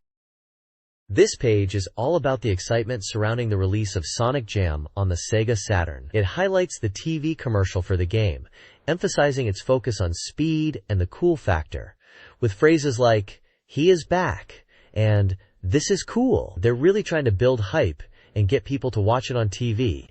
There are some screenshots showing off the game, including classic Sonic, Tails, and even the Polygon Sonic model. It looks like they're showcasing different aspects of the Sonic experience, included in Sonic Jam. The page also details how to access the latest SEGA news and information, mentioning services like the SEGA Joy telephone, which is a phone service updated weekly, and the SEGA Fax Club, offering information via fax. Apparently you could get news about Sonic Jam, and even Mr. Bones through these services.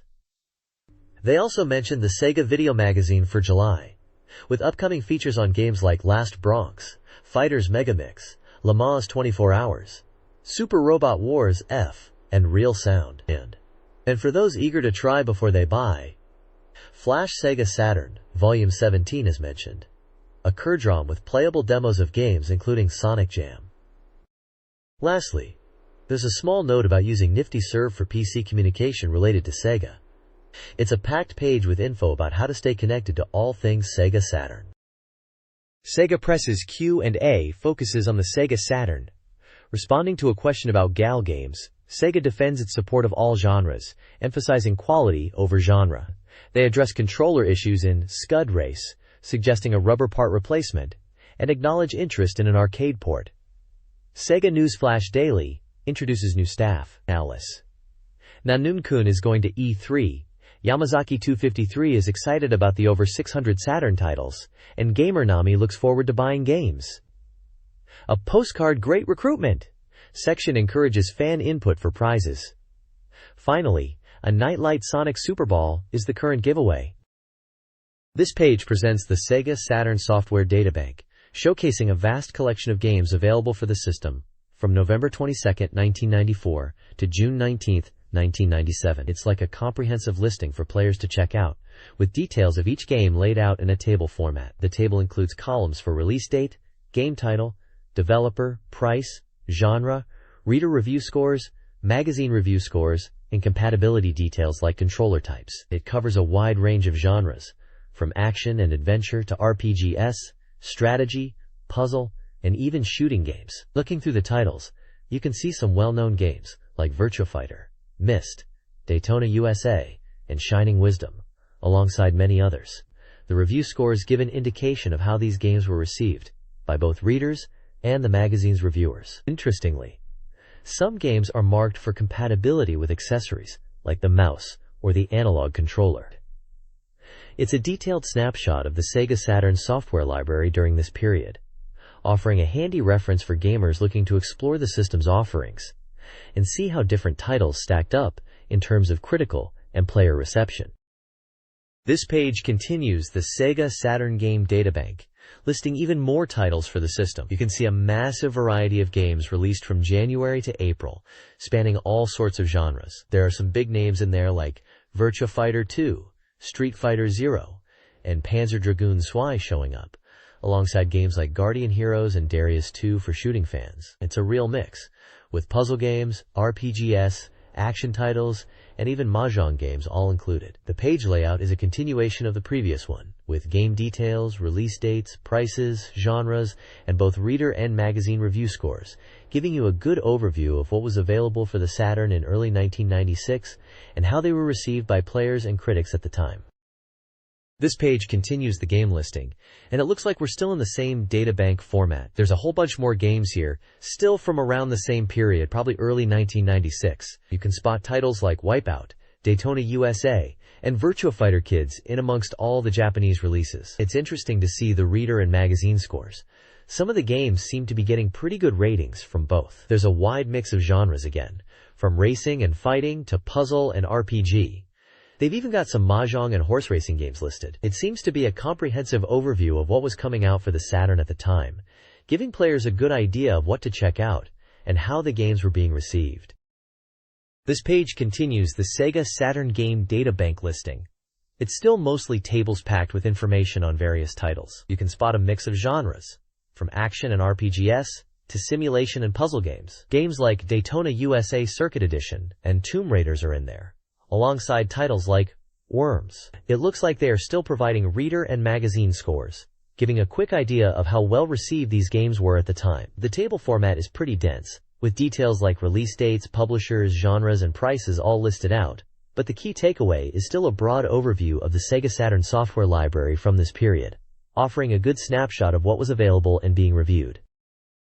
This page continues the databank index, and it's still a huge list of SEGA Saturn games categorized in Japanese alphabetical order. You'll see a massive collection of titles spanning various genres, from simulations and RPGs to action and puzzle games. They've got everything from titles like Aquazone and Advanced World War to Virtual Hydlide and Wizard's Harmony. There are a lot of Japanese titles listed here, and it really showcases the sheer number of games that were available for the Saturn. It's basically just page after page of game titles and their corresponding software numbers, continuing to give you an overview of the extensive SEGA Saturn game library from back in the day.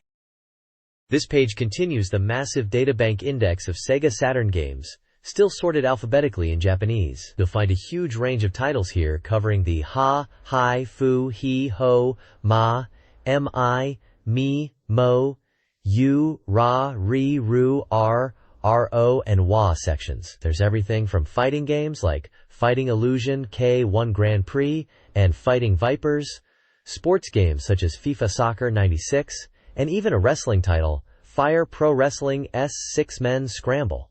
You can also spot racing games like Race Drive-In and RPGs such as Lunar Silver Star Story. It's really a testament to the sheer volume of games available on the Saturn, and this page, much like the last, is predominantly a long list of game titles along with their software numbers, giving you a comprehensive look at the Saturn's extensive game library. This page is all about a reader survey postcard included in the magazine. It guides readers on how to fill it out, with examples of good and bad ways to mark their answers. The survey covers basic demographics like gender, age, and occupation, as well as SEGA Saturn ownership and game-playing habits. Readers are asked about their favorite computer game magazines, from a list that includes Famitsu, TV Gamer, Game Walker, V-Jump, Dengeki PlayStation, and a few others. There's also a section to rate articles from the current issue, and questions about how often they play games and submit postcards. The survey also asks about hardware they're interested in buying. A hardware list is provided, including consoles like SEGA Saturn, PlayStation, Super 32X, PC FX, Neo Geo, and even the Nintendo 64 and Game Boy, plus peripherals such as joysticks and memory cards. Finally, readers are asked to list up to 10 SEGA Saturn games they'd like to buy in the future, choosing from a massive software list provided. This software list is extensive, featuring a broad range of Saturn titles, including well-known games like Virus, Ultraman, X-Men vs. Street Fighter, Fighters Megamix, and many more obscure and Japanese-only releases, demonstrating the sheer variety of the Saturn's library. It seems the magazine is actively seeking reader feedback on their content, engaging interest in upcoming hardware and software for the Sega Saturn.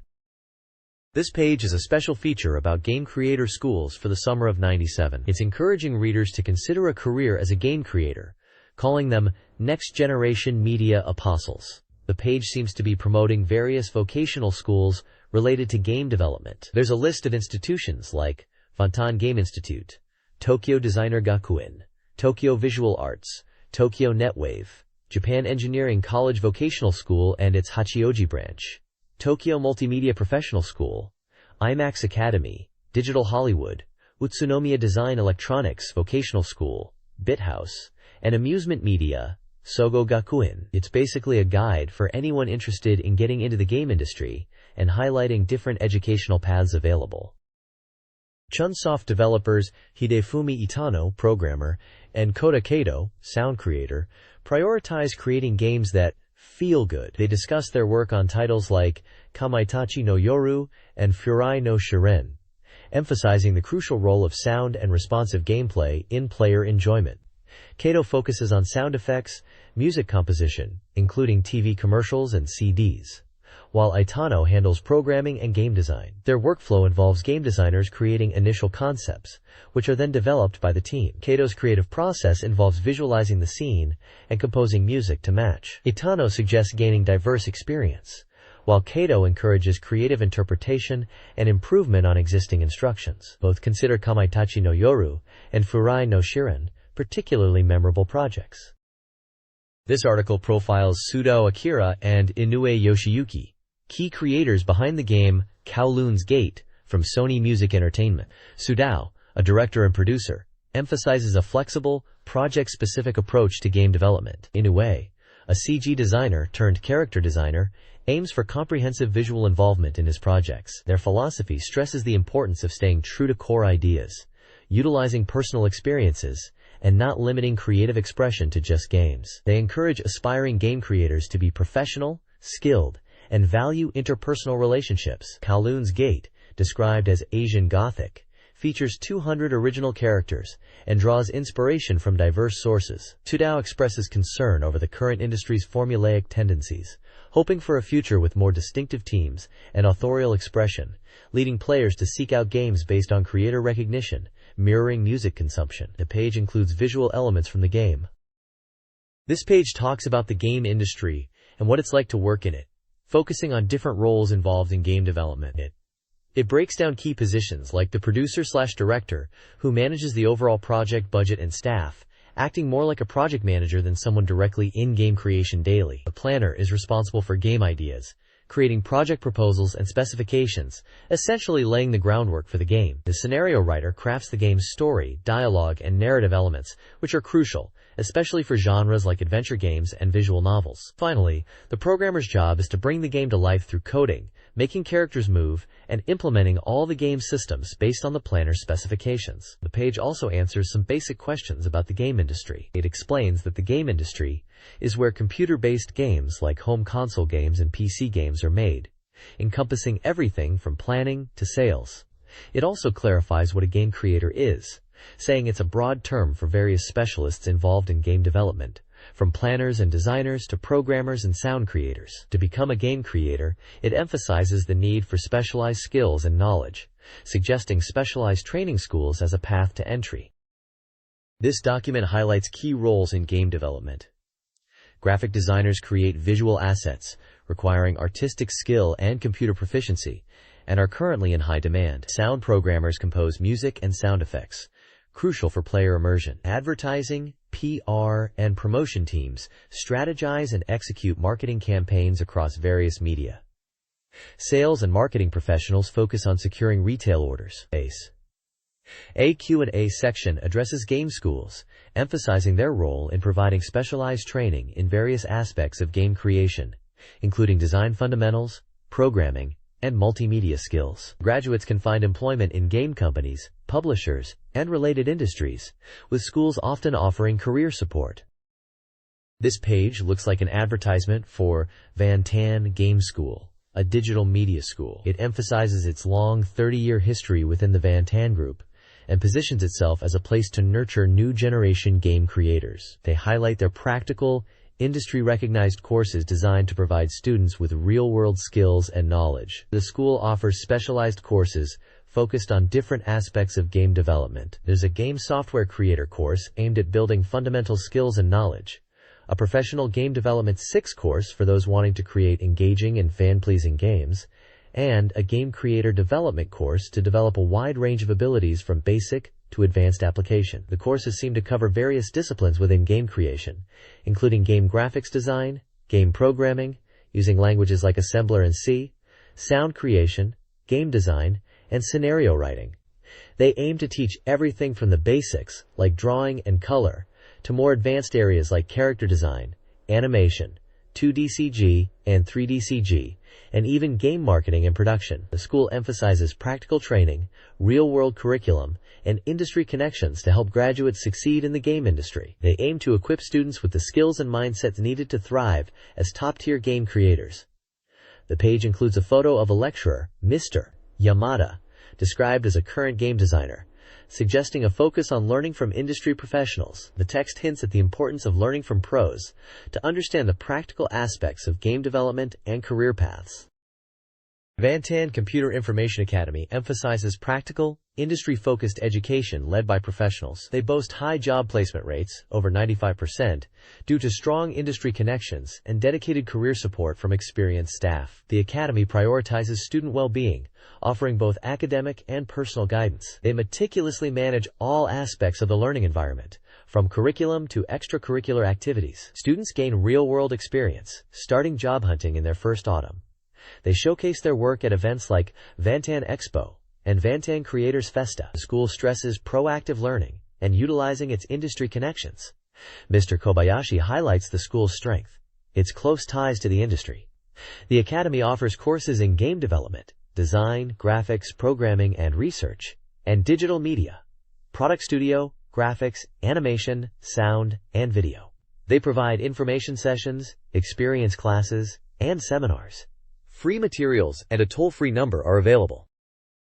This page is an advert for Tokyo Designer Academy, a school that emphasizes nurturing creativity and design skills for aspiring game creators. They highlight their animation and game creator courses, saying their focus is on fundamental design principles as the core for developing talent. They believe a strong design foundation is crucial, teaching this for the first year before moving to computer work, using both PC-98 and Macintosh systems. The academy boasts experienced instructors who are industry professionals, providing a practical and up-to-date learning environment. They offer a comprehensive curriculum covering various design disciplines and are especially focused on the growing multimedia and game software industries. Student testimonials praise the school's location, comfortable learning environment, and opportunities to create original games, aiming for careers as game producers. The page encourages prospective students to envision their future goals clearly before enrolling, and mentions graduates find work in a wide range of game software companies. They also have information on experience courses and contact details for inquiries. Tokyo Network Wave is also mentioned as a digital education provider covering internet,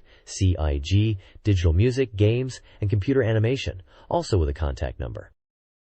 This page is an advertisement for Tokyo Visual Arts, highlighting their game designer course and the demand for skilled professionals in planning and production. They emphasize that their curriculum covers all aspects of game design, from music and visuals to CG and programming, within their visual and sound-focused specialist school. The school prides itself on fostering a free and enjoyable campus environment, with a unique curriculum and system designed to nurture new game producers. Students can experience game production firsthand, learning in a relaxed atmosphere that encourages effective learning. The instructors are industry professionals, and the school boasts facilities where each student has their own computer. They offer seminars for those needing extra support, and collaborate with Tokyo Designer Academy and Tokyo Designer Gakuen for resources. The page includes testimonials from students who appreciate the diverse curriculum and the opportunity to explore various aspects of game creation, mentioning that they can experience different curriculums in 2 years. One student mentions choosing the school due to its equipment and facilities, and liking the selection of colors in visual arts, while another praises the support of teachers. The school emphasizes helping students discover their own creative direction within the game industry. According to the staff, Students are both playful and studious. Finally, the advert provides information about their course offerings, including multimedia game design, computer graphics, and various other media-related disciplines, as well as dates for Open Day experience events in July and August of 1997. The Japan Engineering Academy Professional School's Game School emphasizes communication and self-confidence through its game-focused curriculum. It fosters a collaborative learning environment by connecting multimedia courses like art, information processing, and engineering, providing diverse expert advice. Students integrate multimedia elements like MIDI music and CG images into game development and showcase their work online. Classes use games as teaching materials, promoting enjoyable, hands-on learning, which boosts student motivation and moves away from text-based methods. Student testimonials, like that of Hayakiri Shinji, highlight the quality of facilities, approachable teachers, and practical skills gained. The school offers a range of courses: in-game software, CG, digital creation, media arts, and related fields at both Kamata and Hachioji campuses, also providing acting and voice acting courses. Open campus events are scheduled in late July and August for prospective students. The next page introduces Tokyo Multimedia College, emphasizing its small class sizes and flexible curriculum designed to foster creativity in multimedia. The school highlights its location in Shinjuku, a hub for culture, information, and business, positioning itself as a gateway to future careers in the multimedia field. The page details the school's environment, promoting it as a place where students can learn practically and enjoyably. They emphasize that even beginners with no prior computer experience are welcome, thanks to a curriculum designed to build skills from the ground up. The instructors include industry professionals like game designers, planners, and consultants, providing real-world insights and networking opportunities. The curriculum is tailored based on student feedback to meet their specific needs. Key features include open access to computers, creating a relaxed atmosphere for learning and collaboration. Students can specialize in areas like production, homepage creation, CM production, and consulting. The school boasts a high job placement rate, with graduates finding positions in multimedia production, game companies, and more. They offer courses spanning multimedia business, internet, homepage design, game creation, and various other related fields, including DTP, CM production, and business management. The page also highlights a family-like atmosphere with strong communication, mentioning instructors like Mr. Yamanaka and Mr. Takanawa, who emphasize communication and individual development in their teaching approach. There's also a mention of open campus days and application information. Overall, the college is presented as a supportive and practical environment for aspiring multimedia professionals. IMAX Academy's Game Development School emphasizes a hands-on, team-based approach mirroring real-world studio environments. The curriculum, built on strong foundations, focuses on practical skills and aims to cultivate creators and specialists. Students begin with foundational courses, then specialize in areas like planning, programming, graphics, and sound, culminating in team game development projects. This fosters communication and presentation skills while mirroring industry practices. The Academy's environment is enjoyable, with instructors and students collaborating and recreating a professional studio atmosphere. Backed by an amusement corporation, the school boasts industry-experienced instructors and uses similar development equipment as professional companies. With connections to the game industry and a focus on platforms like SEGA Saturn, IMAX Academy offers promising career prospects, covering various aspects of game development from planning to marketing. This page is an advertisement for Digital Hollywood, a multimedia school focused on turning people into game creators. They boast about being the place to start your game creator journey, offering practical, hands-on courses designed to get you industry-ready. They offer a half-year General Pro course and even a half-year study abroad program in Santa Monica, focusing on 3D CG. The school emphasizes its industry connections, claiming to be closely tied to the game industry, allowing them to quickly adapt their curriculum to industry needs. They use professional software and equipment, taught by industry veterans, to give students real-world experience. They showcase testimonials from successful graduates like Kensuke Yoshimi, who joined SEGA, and Kiyotake Fuji from Namco, both praising the school for providing the skills and support needed to land their dream jobs. Digital Hollywood highlights its impressive job placement record, with graduates getting hired at big names like SEGA, Taito, Namco, and Sony Computer Entertainment. They're also promoting a hands-on experience with Soft Image, the 3D CG software famously used to create Virtua Fighter, letting potential students try out the tools of the trade. They offer courses covering multimedia, CG animation, and game creation, with options for different lengths of study and even free trial lessons and information sessions for those wanting to know more. Essentially, this ad is selling digital Hollywood as the fast track to a career in game development. Utsunomiya Design Electronics Vocational School advertises its Game Creator Specialty course, promising a path to becoming a successful game developer. The school emphasizes practical, hands-on training led by industry professionals, ensuring students receive relevant and current knowledge. They offer a comprehensive curriculum covering design fundamentals, from visual and interior design to computer graphics and architecture. Students benefit from a personalized learning environment, each with their own notebook computer, allowing for anytime, anywhere learning. The school features both Windows and Macintosh computers. A student testimonial praises the cooperative, yet individualistic teaching approach. The advertisement concludes with information on open campus days, course offerings, and the school's location, highlighting its commitment to providing a well-rounded education. BitHouse is a game school focused on developing digital creators. They offer a creative environment that blends imaginative ideas with practical lessons, preparing students for the high demand in multimedia fields. Using top-tier machines like SGIO2 workstations, Power Macintosh PCs, and Windows NT PCs, the school emphasizes visual potential and advanced techniques. The curriculum covers 3D CG production, game development, and network skills. The school's instructors are experienced game creators, providing industry insights and career guidance, with support from companies. Courses include master and creator programs, along with short-term options. Summer trial lessons and industry seminars are also available. A student, Musco Ishihara, highlights the school's emphasis on a broad perspective and the collaborative environment that fosters shared goals, enabling her to strive towards founding her own company.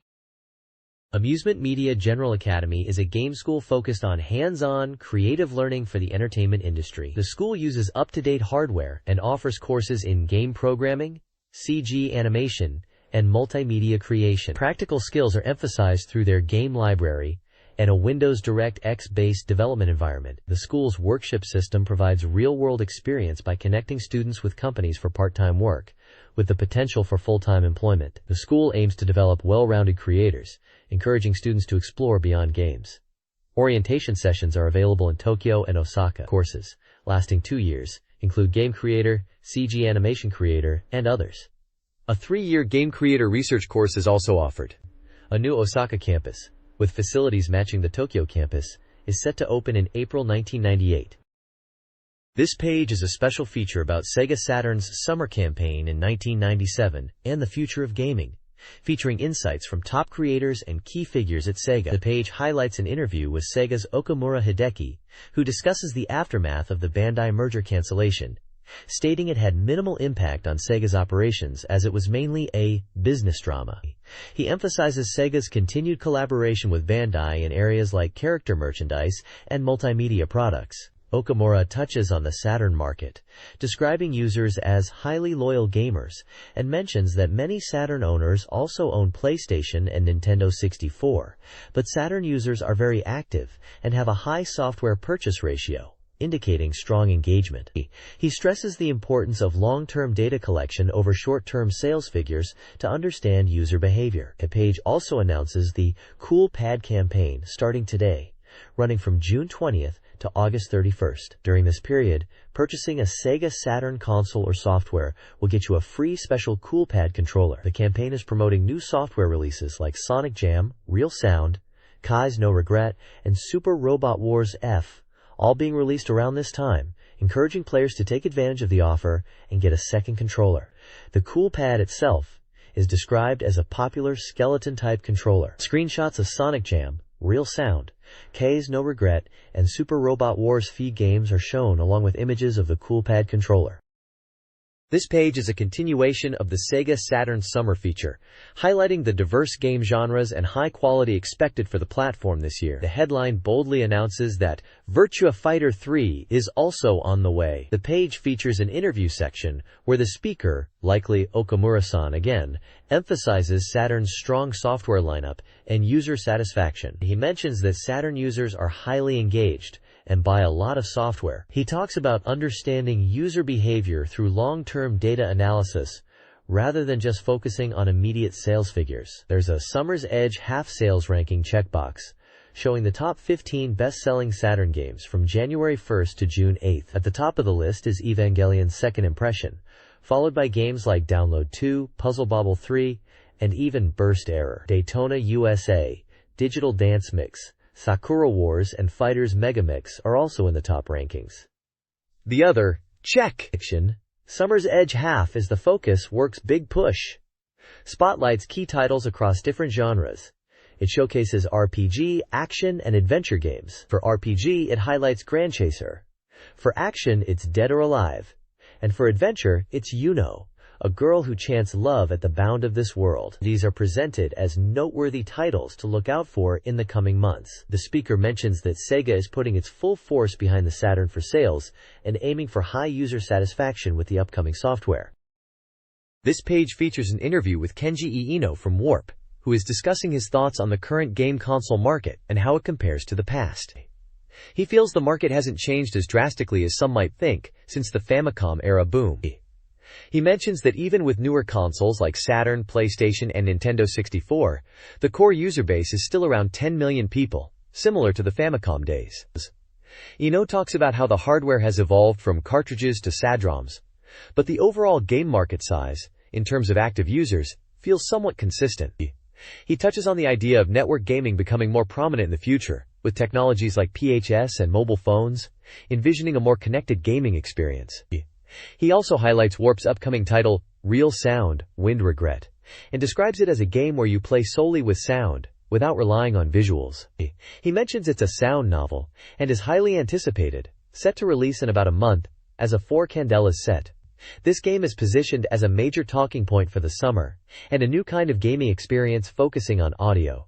He also references the success of his previous title, Enemy Zero, noting its popularity with a surprisingly large female player base, indicating Warp's willingness to experiment with different game concepts and genres. In an interview, Chunsoft's president Koichi Nakamura discusses the gaming market's evolution. He sees enduring appeal in accessible, easy-to-play games, citing examples like Mini Tetris and Tamagotchi. Nakamura envisions network-focused games adapting titles like Torneko and Shiren the Wanderer, with user-generated content creating dynamic experiences. He acknowledges the challenges of game development amid technological advancements and diverse hardware. Nakamura anticipates significant changes as network infrastructure improves. He expresses confidence in Chunsoft's upcoming sound novel adventure game, Machi, a 5-year project set in Shibuya, with interconnected character stories, calling it their best work. The next page features an interview titled, Top Creator Talks About Future Game Images, with Hiroi Oji from Red Company. There's a summer check, highlighting the popular game Sakura Wars, noting its ongoing success with stage shows and upcoming original animation videos. Hiroi discusses his thoughts on the current game market, stating that games are becoming more commonplace, like TVs or household appliances. He mentions that Saturn has many notable upcoming titles and expresses interest in games with a strong authorial voice, such as Sufu Island Story, Baroque, and Real Sound, Kaze no Regret. He thinks Real Sound is interesting in its planning and concept. He also mentions creators like Inokun who are making interesting games, and that he thinks this generation will decide the future of games. Looking towards the future of gaming in the 21st century, Hiroi envisions games becoming more integrated with networks and communication, suggesting a future where people can easily access games and play together online, even across long distances. He believes that creators should focus on making interesting worlds within games, whether they are packaged or online, and he mentions his desire to continue creating sequels for Sakura Wars, responding to fans' requests. This page presents an interview feature titled, More Freedom and Selfishness Will Change Games, with Noritaka Funamizu from Capcom's development division. Funamizu discusses Capcom's approach to game development across both arcade and home consoles, reflecting on the current game market. He notes that while Capcom needs to be profitable, they also enjoy a degree of freedom to create unique and interesting games. Funamizu touches upon Capcom's strong image as a fighting game company, particularly with titles like the Street Fighter series, Vampire Savior, and Marvel Superheroes vs. Street Fighter. He also mentions a desire to revive older, perhaps disappeared genres, referencing games like Muscle Bomber, known internationally as Saturday Night Slam Masters, suggesting an interest in bringing back 4-player battle action games. He also brings up titles like Biohazard, known as Resident Evil internationally, as examples of games that take time to develop but are worth the investment. Looking to the future, Funamizu anticipates communication games and online play becoming key, envisioning a future where people can easily connect and play together. The page also features a Summer's Trump Card Check section, highlighting arcade hits Marvel Superheroes vs. Street Fighter and Vampire Savior as titles being brought to home consoles. Screenshots from Marvel Superheroes vs. Street Fighter are included. Funamizu emphasizes Capcom's intention to add original elements to these home console ports to enhance the experience. Yu Suzuki, head of SEGA AM2, discusses the burgeoning PC gaming scene in an interview. The conversation centers around upcoming PC ports of Virtua Fighter 2 and Virtua Cop 2. Suzuki acknowledges PC's increasing 3D capabilities, though noting performance lags behind arcade/Saturn versions.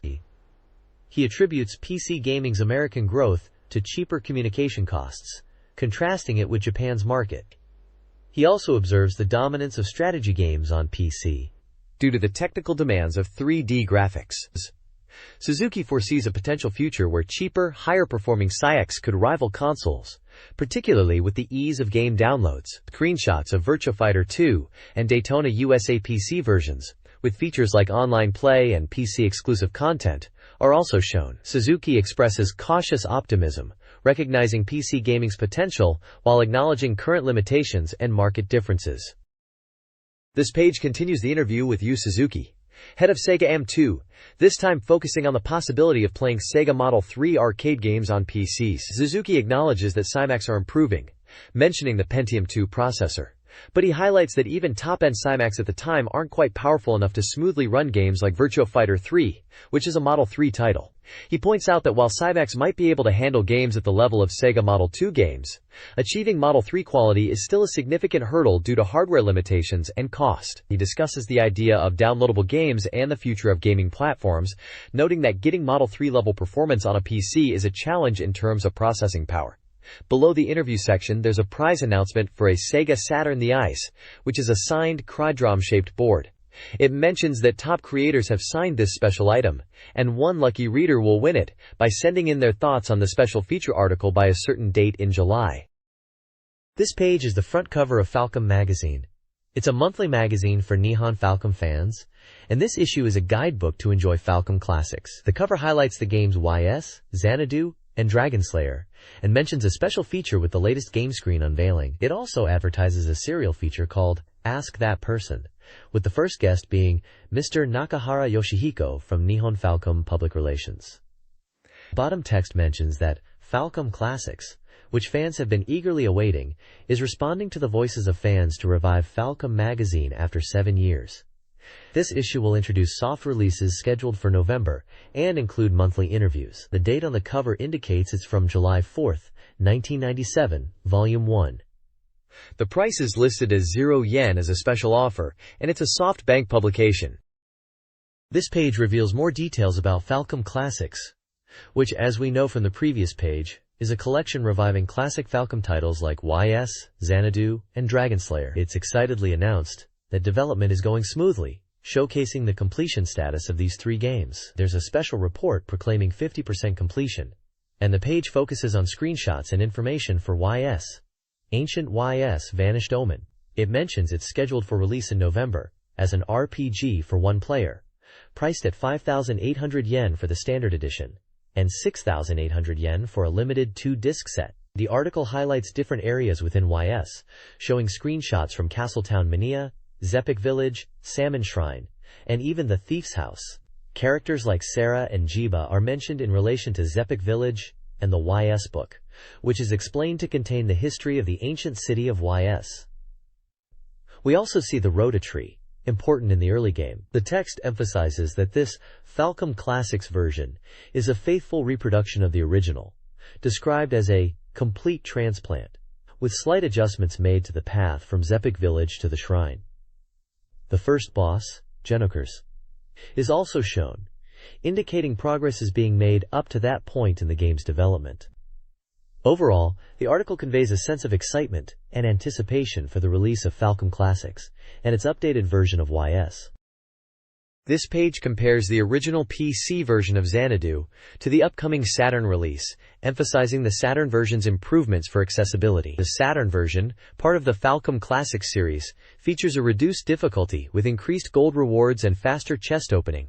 Magic no longer destroys chests. Key enhancements include an always visible map for easier navigation and a window position change that expands the visible gameplay area. Players can also now save anytime, a significant upgrade from the original's limited saving options.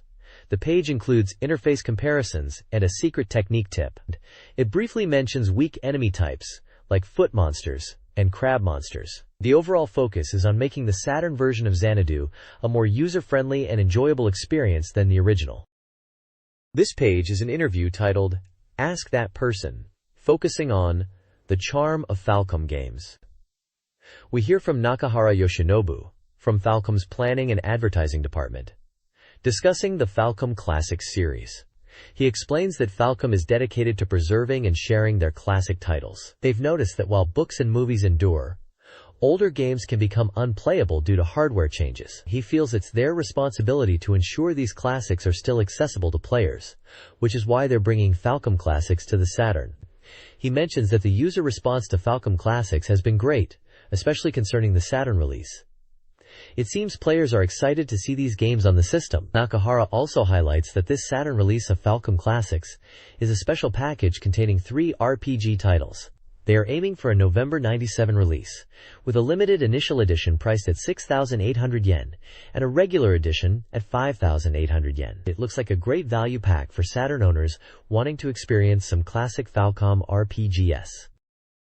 This page continues the interview about Falcom Classics Volume 1 for the SEGA Saturn, highlighting the revival of 3 legendary RPG titles. The page features a picture of Nakahara Yoshinobu, likely continuing the conversation from the previous page. The headline emphasizes that the fun of games is unchanging and encourages players to understand the depth beyond just the presentation. This seems to be a key message about the Falcom Classics series. The page mentions the included games are Dragon Slayer, Xanadu, and YS. There's a screenshot from the Mega Drive version of Sorcerian, and logos for Dragon Slayer, Xanadu, and YS are prominently displayed. The bottom section provides details on each game. Dragon Slayer, released in '84, has the keyword freedom and describes gameplay as taking the dragon's head, but the player is free to explore the path and playstyle. It emphasizes that the story isn't the only appealing part of the RPG. Xanadu, released in '85, sold an impressive 400,000 copies as a PC game. It talks about actions affecting alignment, level-based pricing, and calls it a soft coin game, perfectly suited for the time. YS, released in '87, is described with keywords like gentle feeling and beginning. It highlights the story and balance that allows even first-time players to reach the ending, emphasizing a solid sense of accomplishment as its charm. This page introduces the Sega Freaks trading card series, focusing on the exciting third series, the Deluxe Card Edition, which offers 6 card variations. The first series launched last September with 60 cards, featuring games like Virtua Fighter 2, Virtua Cop 2, Panzer Dragoon Zwei, and Nights into Dreams. Series 2 appeared in November and expanded the roster to include characters from Virtua Fighter, Fighting Vipers, Clockwork Knight, and Joyopolis, also introducing 5 Prism card types. Now, Series 3 takes center stage with Virtua Fighter 3 promotional cards, celebrated for their beautiful CG artwork and detailed character depictions. Last Bronx is also featured, showcasing team logos and character CGS with red and eye prism card designs. Finally, Dragon Force cards utilize in-game event graphics and anime-style illustrations of characters like Wayne and Mikazuki. The page gives us glimpses of various characters from these games, like Sarah, Jackie, Akira, Pai, Lahao, Wolf, Jeffrey, Shun, and Cage from Virtua Fighter, as well as characters from Last Bronx and Dragon Force. Prism cards come in pairings, such as Jackie and Sarah and Akira and Pei. The article suggests high collectability and trading value, encouraging fans to gather all the cards. Sega's Sega Freaks Trading Card Series 3 features a high-quality lineup with exclusive artwork. The series includes titles like Virtua Fighter 3, Last Bronx, Dragon Force, Sakura Wars, Daisen Ryaku, and Sega Ages. Distribution improvements are underway, with a goal of quarterly releases. A contest offered a special card holder for entrants. The Daisen Ryaku cards showcase military illustrations, while Sega Ages includes original art. Sonic Jam cards are puzzle cards. Sakura Wars cards feature Imperial Combat Review members, using new artwork. The page also highlights Battle Koshin cards and the arcade game's national tournament. This page is all about the latest and upcoming titles for the Sega Saturn. It's broken down into two sections: New Release Title and Coming Soon Soft, highlighting what's fresh out and what's on the horizon for Saturn gamers. Under New Release Title, they're featuring titles like Roommate Ryoko in Summer Vacation, a dating sim, alongside various genres like Battle Sports, Seaside Leech, which is likely a beach-themed game, Tactical Fighter, and Voice Fantasia Lost Voice Power. It seems to be a diverse mix of experiences hitting the shelves. The Coming Soon Soft section is packed with even more goodness. They're teasing games like J.League Pro Soccer Club Wo Tsukuru 2 for soccer fans, the strategy RPG Langrisser IV, which is prominently featured with a character artwork, Bulk Slash, likely a fast-paced action title, and a quiz game called Quiz Nana Iroh Dreams. There's also racing with Zero Yan Champ Doozy J Typer, simulation with Full Call Mini 4WD Super Factory, and other intriguing titles like Wild Virus, Black Chapter, Moon Cradle, Suggestion of Decisive Battle 2i, and Rabbit Doubt. It looks like the Saturn is still getting a strong lineup of diverse games, covering everything from sports and strategy to dating sims and quizzes, showing the console still had plenty to offer gamers at this time. This page dives deeper into Roommate Ryoko in Summer Vacation, one of the new release titles. It highlights it as a real-time communication software, where you interact with the character Ryoko Inhoi, who you end up living with. The page emphasizes the game's appeal lies in the real-time aspect, meaning events unfold based on the Saturn's clock, creating a sense of dynamic interaction. There's a section called Talk, which focuses on deepening your relationship with Ryoko through conversations. It seems like these talks happen naturally during everyday scenarios and allow you to learn more about her personality and values, strengthening your bond. Your choices in conversations will affect Ryoko's reactions. The page also unveils a minigame, a tennis game, which appears during dates. It's described as simple to play and enjoyable, even if you're not focused on winning. But winning might bring extra benefits. They mention Ryoko is part of the tennis club, so she's supposedly good at it. Overall, the page promotes Roommate Ryoko in Summer Vacation as a dating sim with a focus on realistic and engaging character interaction and lighthearted minigames to enhance the experience. This page showcases two exciting upcoming games. First up is Battle Sports, an 85% complete action shooting game where you control tanks. Think of it like futuristic tank sports. You choose from 5 different tanks and battle it out in arenas, trying to destroy your opponent or score points in one-on-one matches. The arenas even have items to help you out, and it's all set for 2-player split-screen action, promising heated battles. Next we have Beach de Reach, a Bishujo Mahjong game that's 60% complete and themed around summer romance at the beach. This one is all about enjoying Mahjong with cute girls. It features a story mode where you interact with 3 different girls, aiming to build relationships and create summer memories, leading to happy endings. There's also a free battle mode with various Mahjong rules for serious play. The game personalizes the experience based on your initial inputs, affecting your compatibility with the girls and unfolding events in the story. It sounds like a fun mix of Mahjong and dating sim elements. This page introduces 2 new games.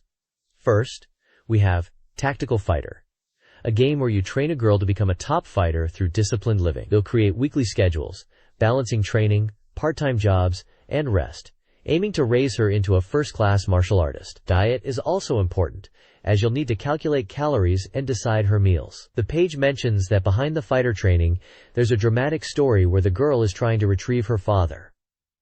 You can schedule everything from training to meals. The screenshots show gameplay elements like schedule management and character interactions, emphasizing the planning and training aspects of the game. Next up is Voice Fantasia, the Lost Voice Power. This is a fantasy adventure game where the protagonist gets trapped in a game world. The goal is to help a girl who is also trapped to return to her original world. The game highlights anime-style characters and voice acting, promising enjoyment of voice actors' charm. You'll encounter characters like a magician apprentice in the day and a different form at night in an inn. The story involves unraveling the secrets of voice power and confronting a demon and a rival. The screenshots showcase adventure scenes and character art, highlighting the voice acting and story-driven nature of the game. The reviewer mentions, "It's a light-hearted adventure."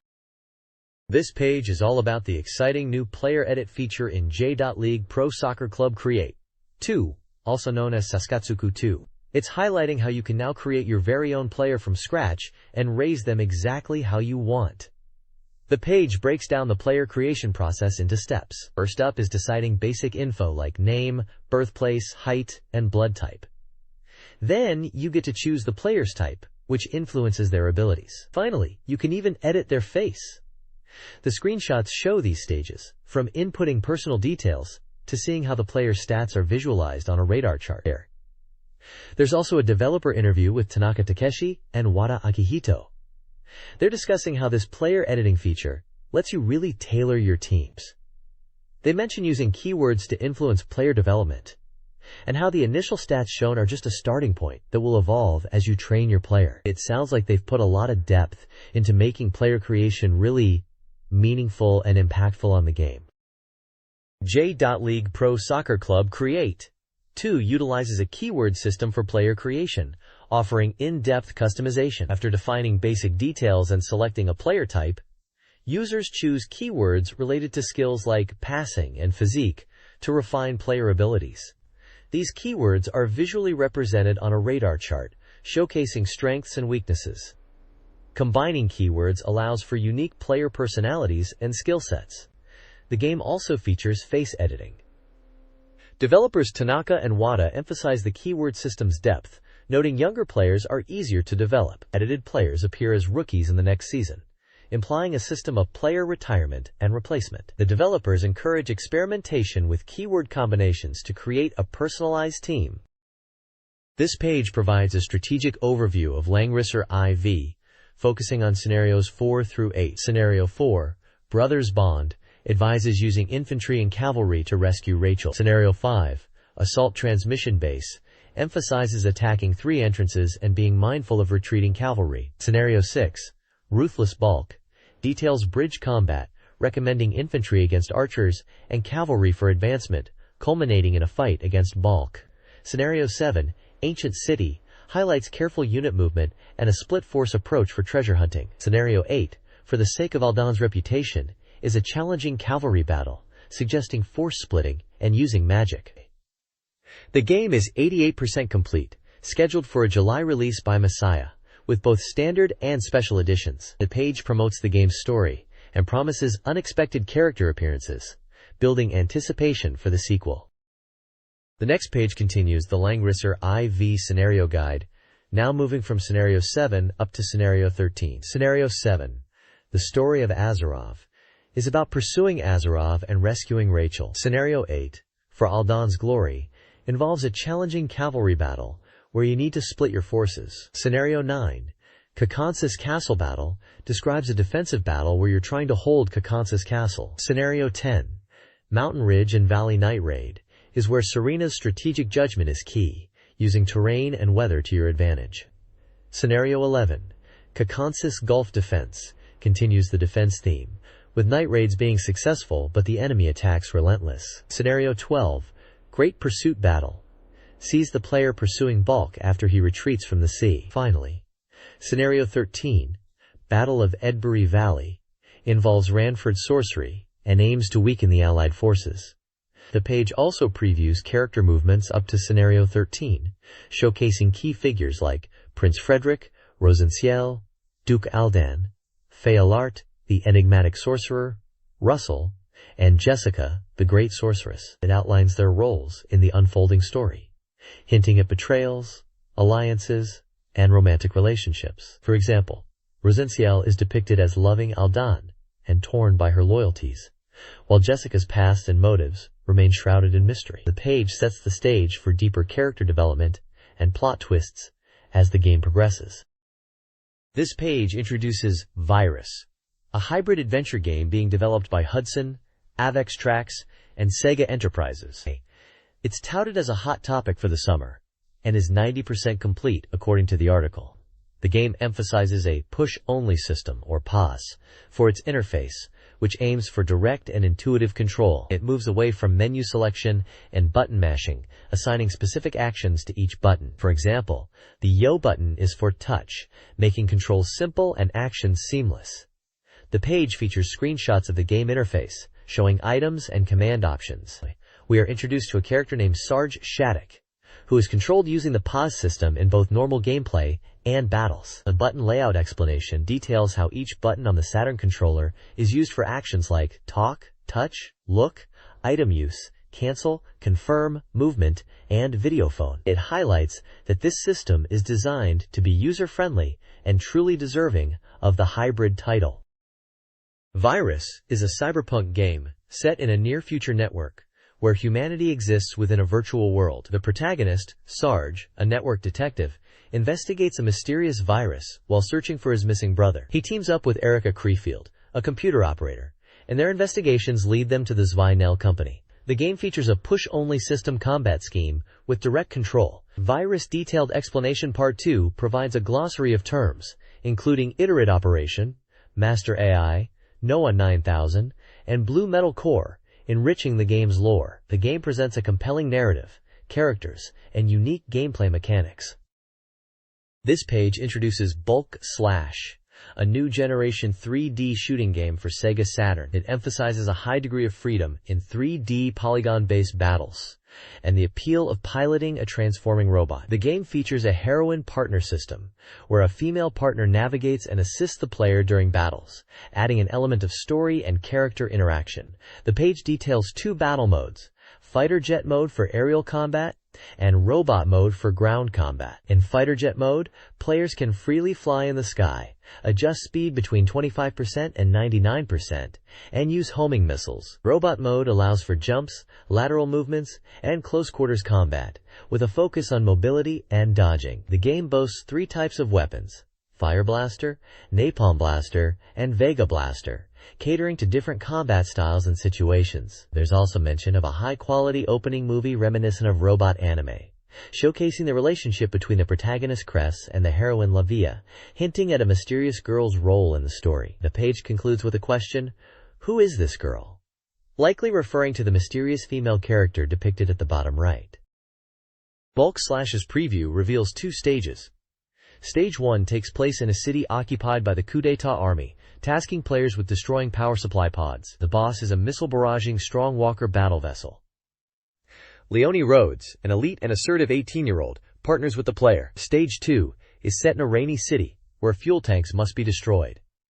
The boss is a large mobile fortress, requiring pursuit. Rira Hart, an attention-loving but kind 18-year-old idol, joins as the partner. An interview with character designer Kuji Natsume highlights the differences between anime and game character design, emphasizing detail for games. Natsume enjoyed designing Bulk Slash's characters, especially Rubia, and focused on clothing and expressions to convey personality. He also worked on the game's opening anime, praising its character expressions. The next page presents Kuro no Danshu, the literary fragment, billing it as a modern horror adventure game set in Tokyo. The story centers around a bizarre serial murder case, starting in an apartment, where a family of 4 are found dead at their dining table, knives and forks still in their hands. The game features two contrasting main characters: Suzusaki, a private detective running an agency, and Kusanagi, a former psychiatrist who acts as his partner and observer, bringing unique perspectives to the investigation. We also get introduced to a few more characters who seem to be involved in the story, like Kashiwagi Asuka, Terada Takayoshi, an older detective named Hotoke Hato Genichiru, police officer Harunaga Seiji, and Higuchi Rumiko, described as a university student with a somewhat loose lifestyle. The reviewer emphasizes the game's focus on atmosphere and suspense, achieved through cinematic and novelistic storytelling techniques. They praise the game's deep and engaging scenario, beautiful graphics, and replayability, suggesting it's a title that will keep players hooked even after multiple playthroughs. It's clearly aimed at an adult audience, due to its mature themes and suspenseful nature. This page delves deeper into Kuro no Danshu, the literary fragment, highlighting its core themes of closed past and present, and death and rebirth, setting the stage for a suspenseful experience. The narrative centers around a chilling serial murder case, sparked by a gruesome discovery in an apartment. This mystery is intertwined with the concept of a black fragment, hinted to be a forbidden knowledge rooted in ancient pacts, adding a layer of occult horror to the investigation. We get introduced to a range of characters who seem to be caught in this web of intrigue. There's Seto Naomi, appearing contemplative, Shinaruna, seemingly connected to a crime scene photo, and Hertua Shigeomi, a numerology enthusiast and cameraman. We also see Miura Yukimitsu, who may have ties to medicine, Shibasawa Yasuyuki, the mansion manager, and Andu Kazuki, who seems to be burdened by debt. Fuyukawa Nozomi is presented as a 17-year-old high school student caught in the events, alongside Sakuraba Kaede, possibly a tutor with protective instincts, and Hagiwara Toshiaki, an art dealer. The page reinforces the game's atmosphere-driven approach and mature themes, building on the previous page's praise for its suspense, deep storyline, and replay value, promising a truly immersive and unsettling horror adventure for adult players. This page is all about Mega Man X4, highlighting it as X's new challenge. It emphasizes the return of familiar X action, but with enhanced speed and responsiveness, now allowing for air dashes and improved platforming. The game introduces a new storyline focused on the Reploforce, described as a rebel army of Reploids. The reviewer mentions the visual upgrade, noting the use of CG for characters and detailed backgrounds that bring the world to life. Animation is also praised, contributing to a more immersive experience. A significant point is the ability to play as Zero from the start, alongside X, offering two distinct gameplay styles and perspectives on the story. The page showcases several boss characters with their names: Jet Stingray, Split Mushroom, Magmar Dragoon, and Slash Beastlio. Screenshots depict in-game action, including combat and platforming sections. It also includes a completion rating of 80%, suggesting a preview build, and details the release date as August 1st, with pricing for both standard and special limited editions. The reviewer's final comment encourages players to try out the enhanced graphics, animation, and the dual protagonist gameplay with X and the popular Zero. This page continues the spotlight on Mega Man X4, diving deeper into the game's action. It highlights that you can choose to play as either Mega Man X or Zero right from the start, emphasizing this as a key feature. For X, it talks about his signature X-Buster, explaining how charging it up unleashes even more powerful shots. It also mentions that defeating bosses allows X to use their weapons, making him stronger as you progress. The screenshot shows X in what looks like a jungle-themed stage, battling enemies. Switching focus to Zero, the page describes his Z-Saber as a melee weapon that cuts through anything. It points out that Zero excels in close-quarters combat and can learn special moves from defeated bosses, enhancing his arsenal. The Zero screenshot is set in a fiery stage, with him using his saber against enemies. The page also introduces more of the boss characters you'll encounter, naming them Frost Kibatodos, Storm Fukurul, Wave Spiders, and Cyber Kujackers. These are in addition to the bosses mentioned previously, further expanding the roster of enemies.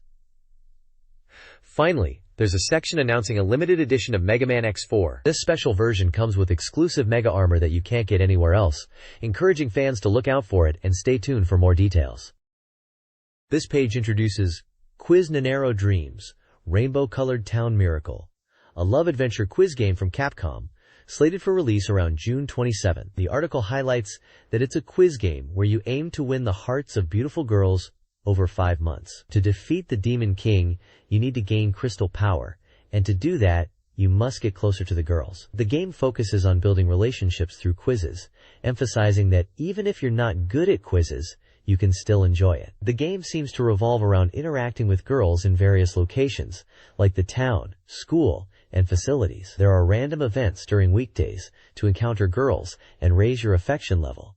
On Sundays, you might meet heroines and deepen your relationships. The facilities section mentions places like Chinatown and an aquarium where you can encounter girls. The page also mentions that save data is usable for home consoles, and it's advised to save frequently. The reviewer seems positive about the game, noting that it's been in development for a while and expressing excitement for its release, adding a cute heart emoticon.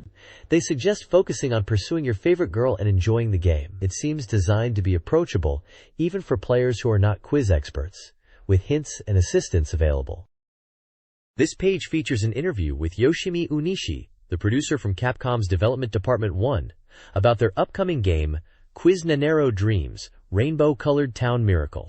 The interview delves into the game's conception, which apparently started somewhat casually. Unishi explains it's quite different from Capcom's typical games, initiated during meetings and aimed to be approachable, even if you're not a quiz whiz. The team wanted to create a game where players enjoy interacting with characters, using quizzes as a means to deepen those relationships. They drew inspiration from PC adventure games, and titles like Graduation 2 and Sangokushi Wild Ambition 2 for game design. Unishi mentions the intention was always to focus on the characters and story, ensuring the quizzes weren't overly difficult, and that the game was designed to be enjoyable in a relaxed setting. Interestingly, despite initial predictions that one heroine would be overwhelmingly popular, player feedback indicated that all characters are loved equally. The home console version will see some adjustments, and the team is dedicated to keeping the game difficulty accessible while still offering depth. They even have in-house quiz experts to help refine the questions.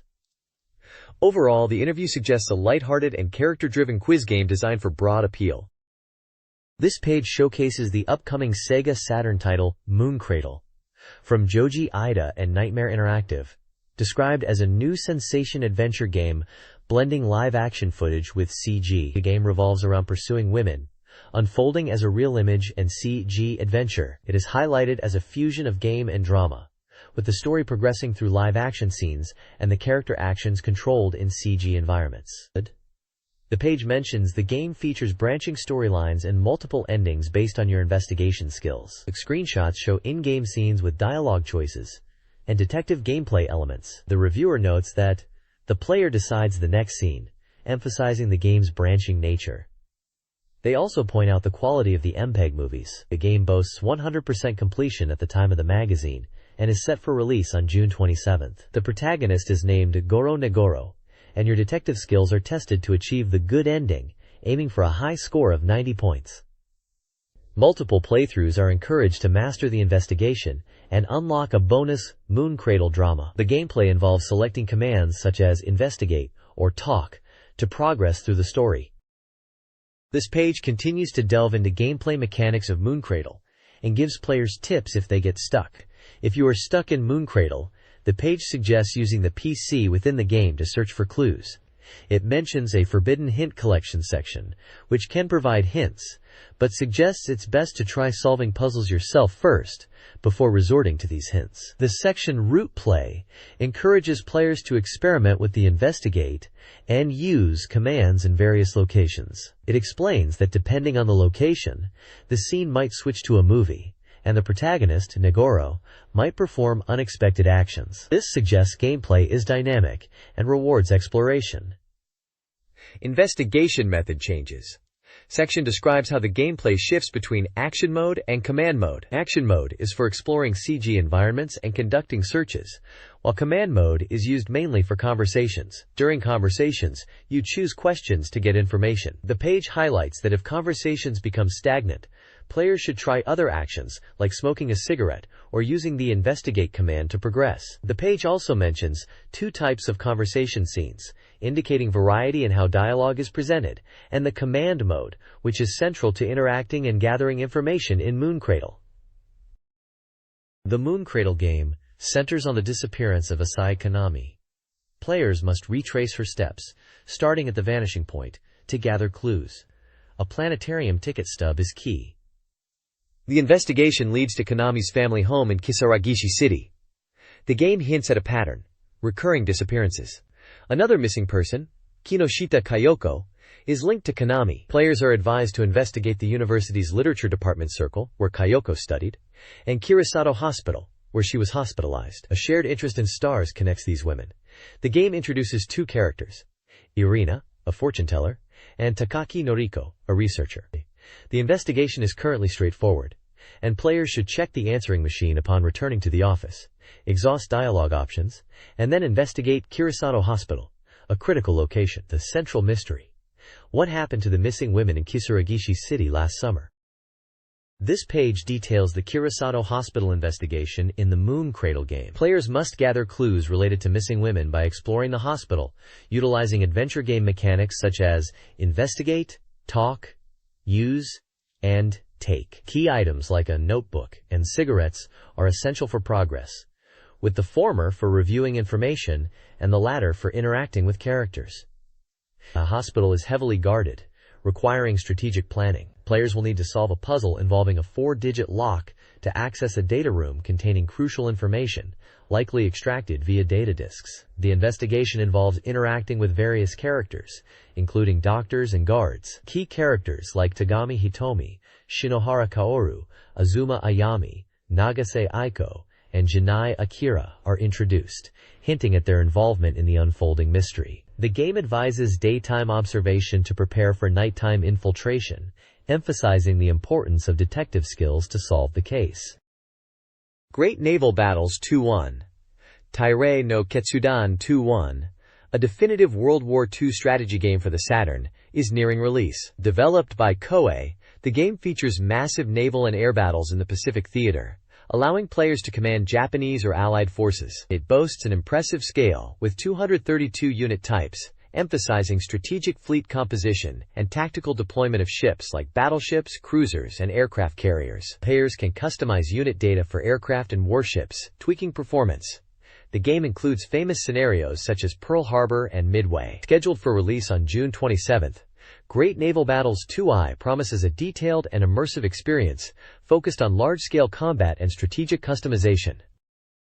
This guide for Great Naval Battles 2i provides strategies for success, especially for Japan. It emphasizes the increased difficulty and the critical importance of early resource control, specifically oil and iron, and dominating sea lanes. The guide advises players to utilize admirals strategically, referencing a table of admiral stats, matching them to their strengths. Securing resource zones, especially around the Philippines, is presented as vital, alongside controlling surrounding seas to manage supply lines. In combat, it's recommended to prioritize attacks on capital ships and aircraft carriers. The guide acknowledges the historical implications of initiating hostilities before a declaration of war, questioning its permissibility within the game. Screenshots are included to illustrate the gameplay aspects. The overall goal is to offer strategic advice, focusing on resource management, admiral deployment, and smart combat tactics.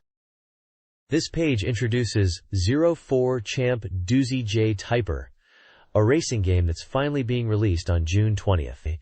It's described as a full-fledged sports and strategy title, where your ultimate goal is to be the fastest racer in the world. An interesting gameplay mechanic highlighted here is the partner system. At the beginning of the game, you get to choose a female partner, and this choice directly affects the car you start with, and therefore the game's difficulty. There are 4 partners to choose from: Wendy, who provides a top-off-the-line Nissan Fairlady Z, Pony, who offers a nimble Toyota Mr. 2, Lolly, who gives you a drift-focused Honda Integra, and April, who starts you with a Subaru Legacy, a car that's recommended for tuning. The game is set in San Francisco, and the page introduces various locations you'll visit. These aren't just for show, they serve specific functions. At the car dealer, you can purchase cars like the Fairlady Z, Legacy, Nissan 180SX, Silvia, and Celica.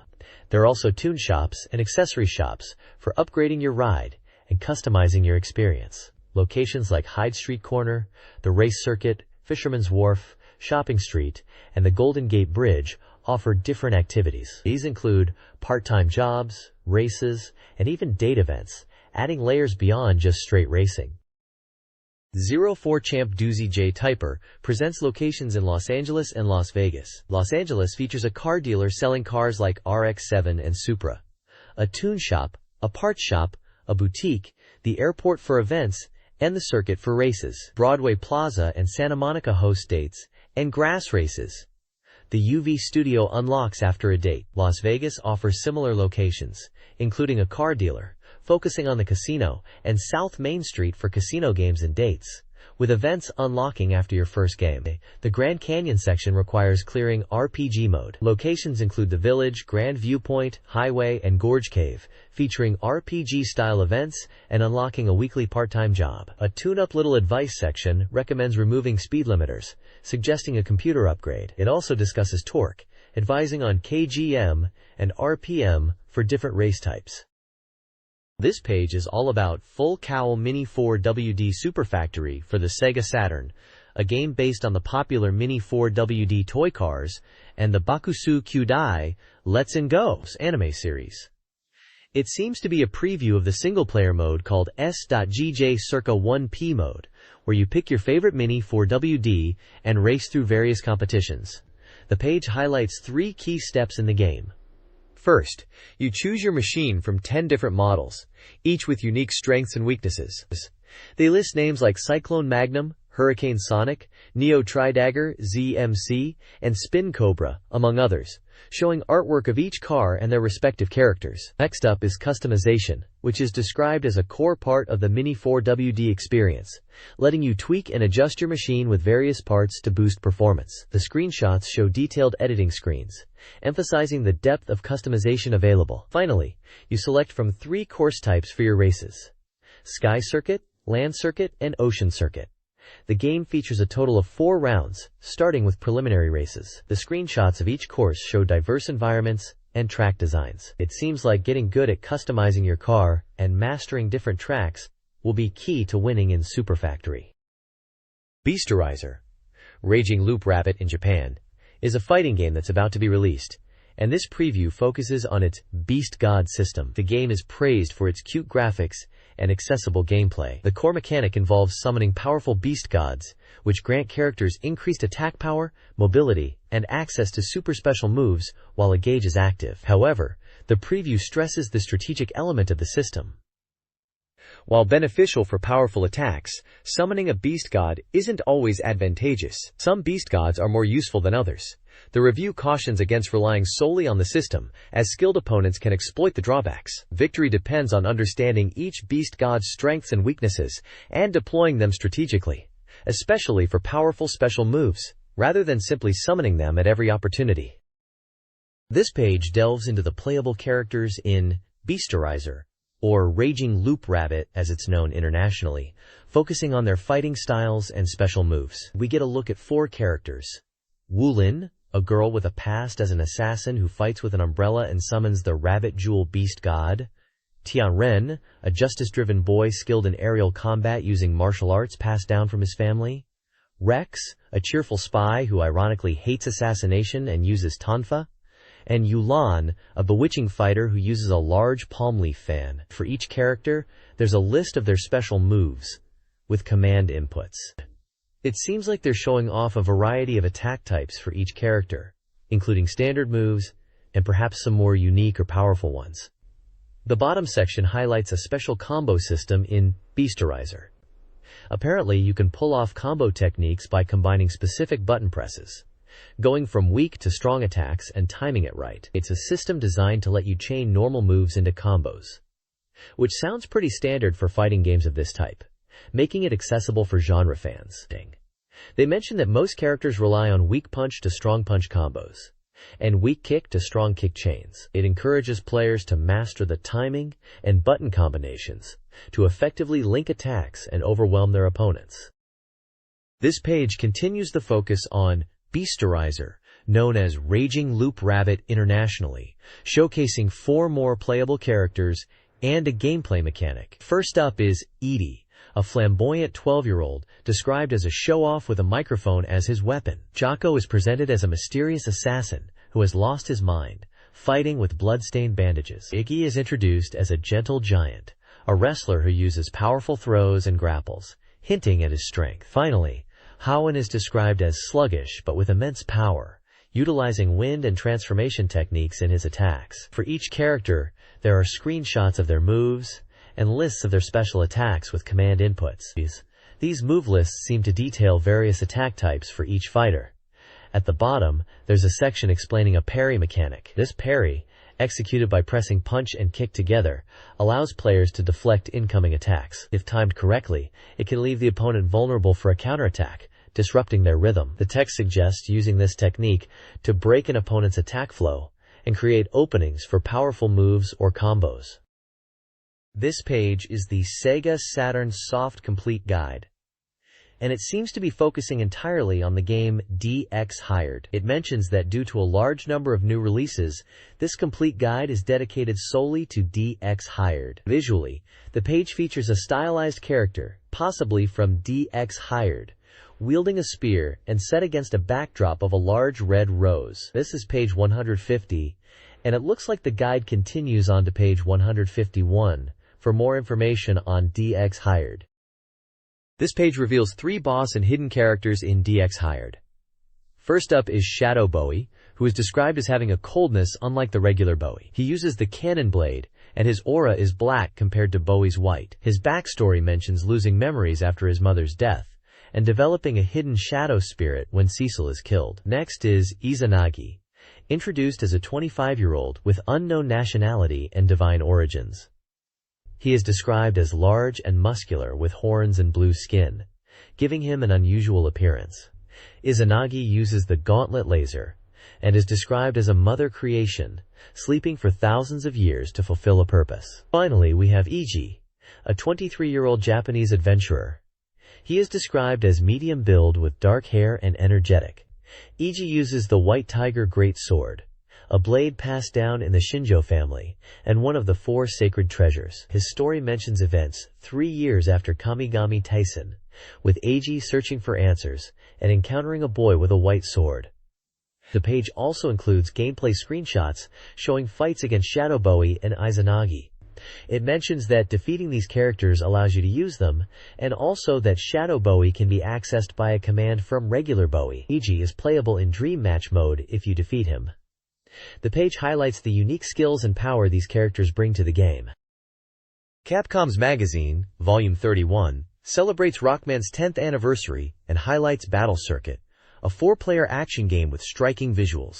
A retro 80s-style soundtrack CD for Battle Circuit is set for release on July 2nd, accompanied by a special poster. The magazine also features Vampire Savior, promoting daily battles and artwork. It discusses Darkstalkers, new game systems, and a growing competitive scene. A Cyberbots MOOC is complete, featuring reader artwork.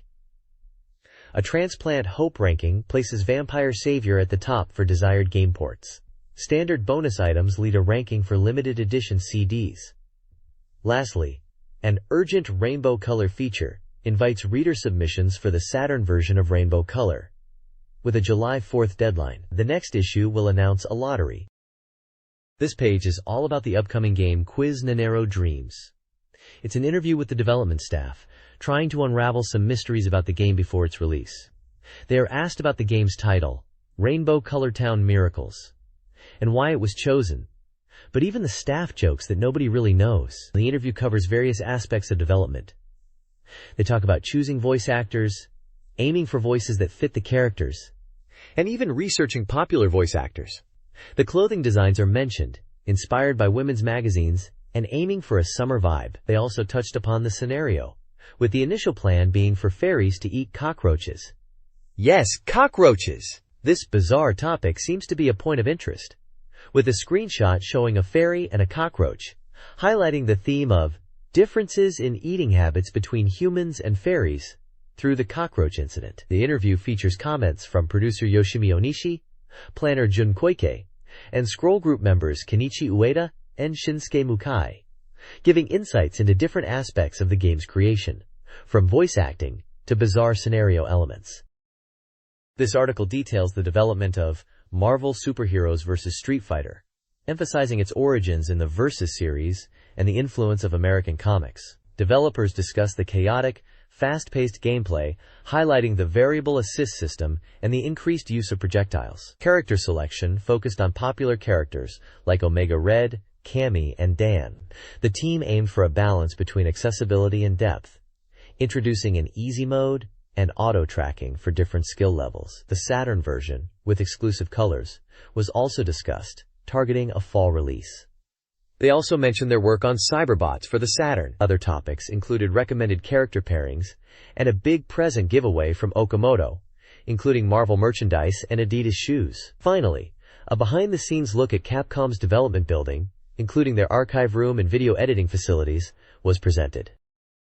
This page showcases 7 Winds Island Story, with a fantastic illustration by Keita Amemiya. It's focused on the Wind Lion character, and we get a quote from the graphic designer explaining their approach. They aim to capture a mysterious and cool vibe, focusing on detailed animation and movement, even comparing it to a Hi-8 type of character, suggesting swift and dynamic action. The Wind Lion is visually represented with wind motifs, like the windmill tail. The page also gives us a peek into the character creation process, showing how the Wind Lion is constructed from separate parts. The text delves into the game world, introducing Dr. Garp, who seems to be a central figure, described as a wind user who collects wind. It suggests the game revolves around understanding and mastering the 7 winds, and that Dr. Garp is a respected and enigmatic figure in this world. The title, Dr. Garp's Fantasy Lantern Festival, is featured prominently at the bottom, likely the game's title and connected to the 7 Winds Island story. Advanced World War. The Thousand-Year Reich's demise features Battle Report Final, Operation Watch on the Rhine, also known as the Battle of the Bulge, Germany's desperate final offensive. Hitler gambled on victory to force Allied negotiation, hoping to shift focus to the Eastern Front. The scenario recreates Germany's doomed attempt to break through the Ardennes forest and capture Antwerp. Despite fuel shortages, poor troops, and weak air support, the offensive launched. The winter weather and exhausted American forces offered some advantage. However, the operation failed, costing Germany vital armor and weakening their fight against the Soviets. Tactics tips focus on unit concentration and concentrated firepower for effective gameplay. History Visit Volume 5 highlights Otto Skorzeny, a daring German commander known for dangerous missions, including leading special units to disrupt American lines during the offensive. Players of Advanced World War, The Thousand-Year Reich's Demise, are actively discussing the game. Feedback includes unit balancing concerns, with players debating the power levels of tanks like the T-95, Tortoise, and Hellcat. Historical accuracy is also a topic, with questions about technology sharing between Axis powers and Germany's invasion of the Soviet Union. The editor clarifies the lack of technology sharing and explains the invasion as a strategic error. Players also inquire about hidden game parameters and specific units like the Karl and V-2 rockets, with some units like the Nebelwerfer confirmed to be included. There's a humorous anecdote about a cryptic error message, and a question regarding a female officer illustration, which the editor clarifies is a general. The section concludes with a thank you to players, suggesting this is the final feedback installment, and hints at more content.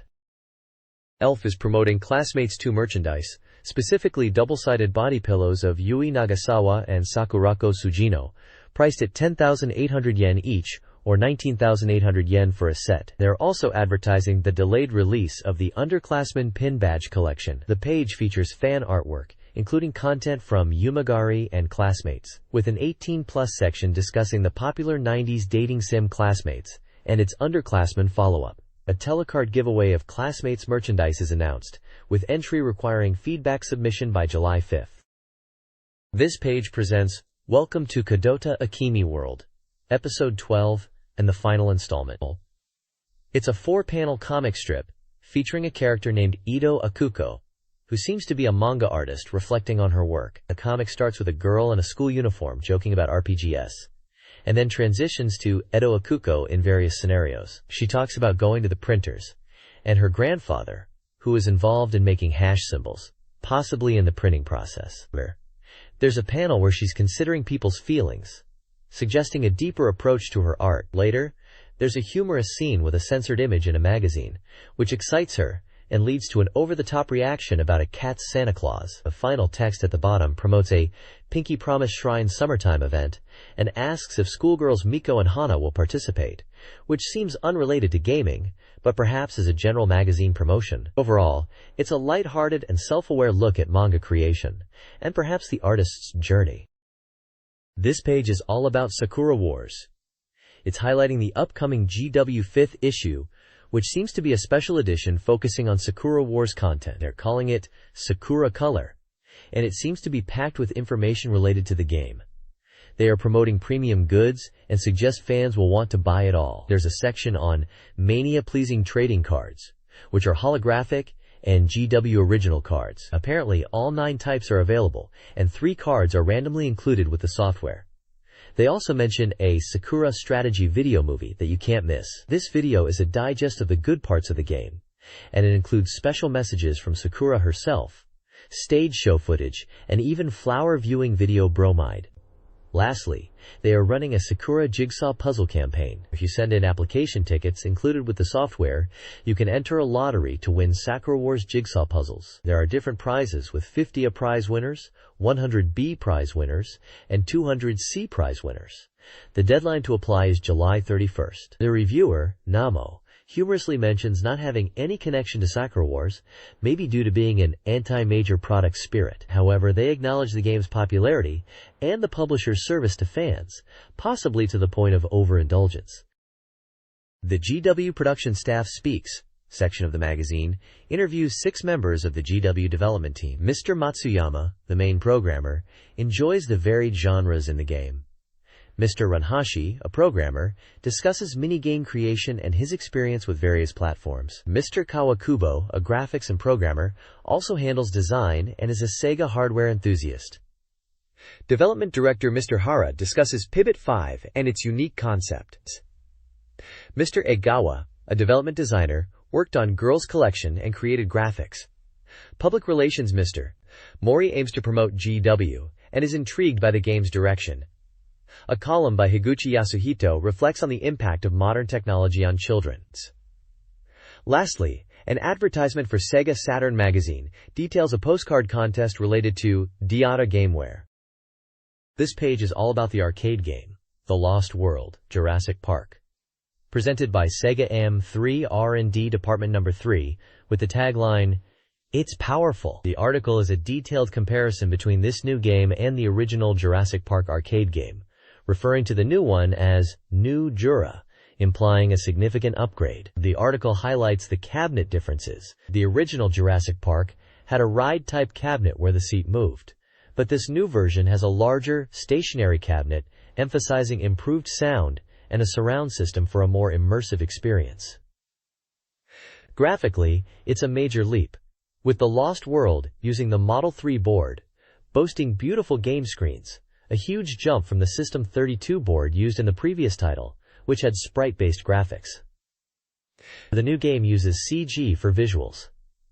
Gameplay changes include switching from machine guns to handguns.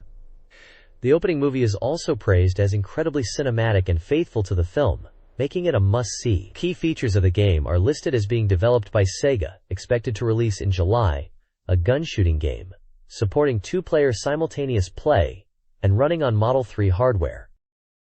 Mie Kumagai, producer from AM3 R&D Department No. 3, discusses The Lost World Jurassic Park arcade game. The game is approximately 80% complete, utilizing the powerful Model 3 board to surpass the movie experience. The project, initiated due to connections with Sega's president and Spielberg, aims to coincide with the film's release. Key features include a larger, stationary cabinet for enhanced sound and a more cinematic feel.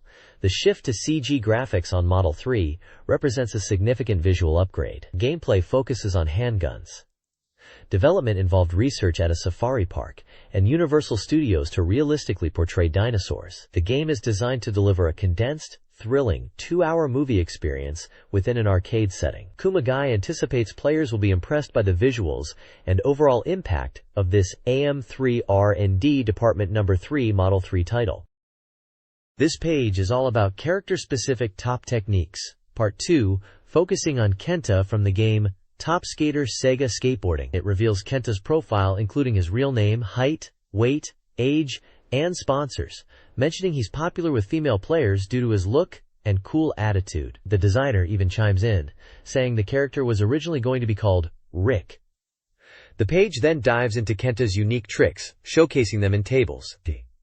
These tricks are categorized by input methods and grades, split into jump platform and bank tricks. You can see lists of trick names in Japanese, with descriptions on how to perform them for different grades, ranging from easy to super skill level. There are also screenshots showing Kenta pulling off these moves in the game, with trick names like pop flip to mute, rocket air, and special hand varial visible, giving you a glimpse of the gameplay. Basically, it's a guide to mastering Kenta's special moves in Top Skater. This page delves into the character Jake Smith, from Top Skater Sega Skateboarding. A 27-year-old sponsored by Etnies, is portrayed as cool and calm with a hidden wild side, known for powerful sliding tricks. The page details his special moves, separated into jump platform and bank tricks. These include nose and tail grab shifty, ho-ho plant air, variations of double grab, mute variations, and rock slide, with screenshots illustrating in-game execution. A Q&A section offers player advice, addressing questions about reaching a construction site road, trick rating on course signboards, based on trick difficulty and point direction, and steering while sliding. Lean the board.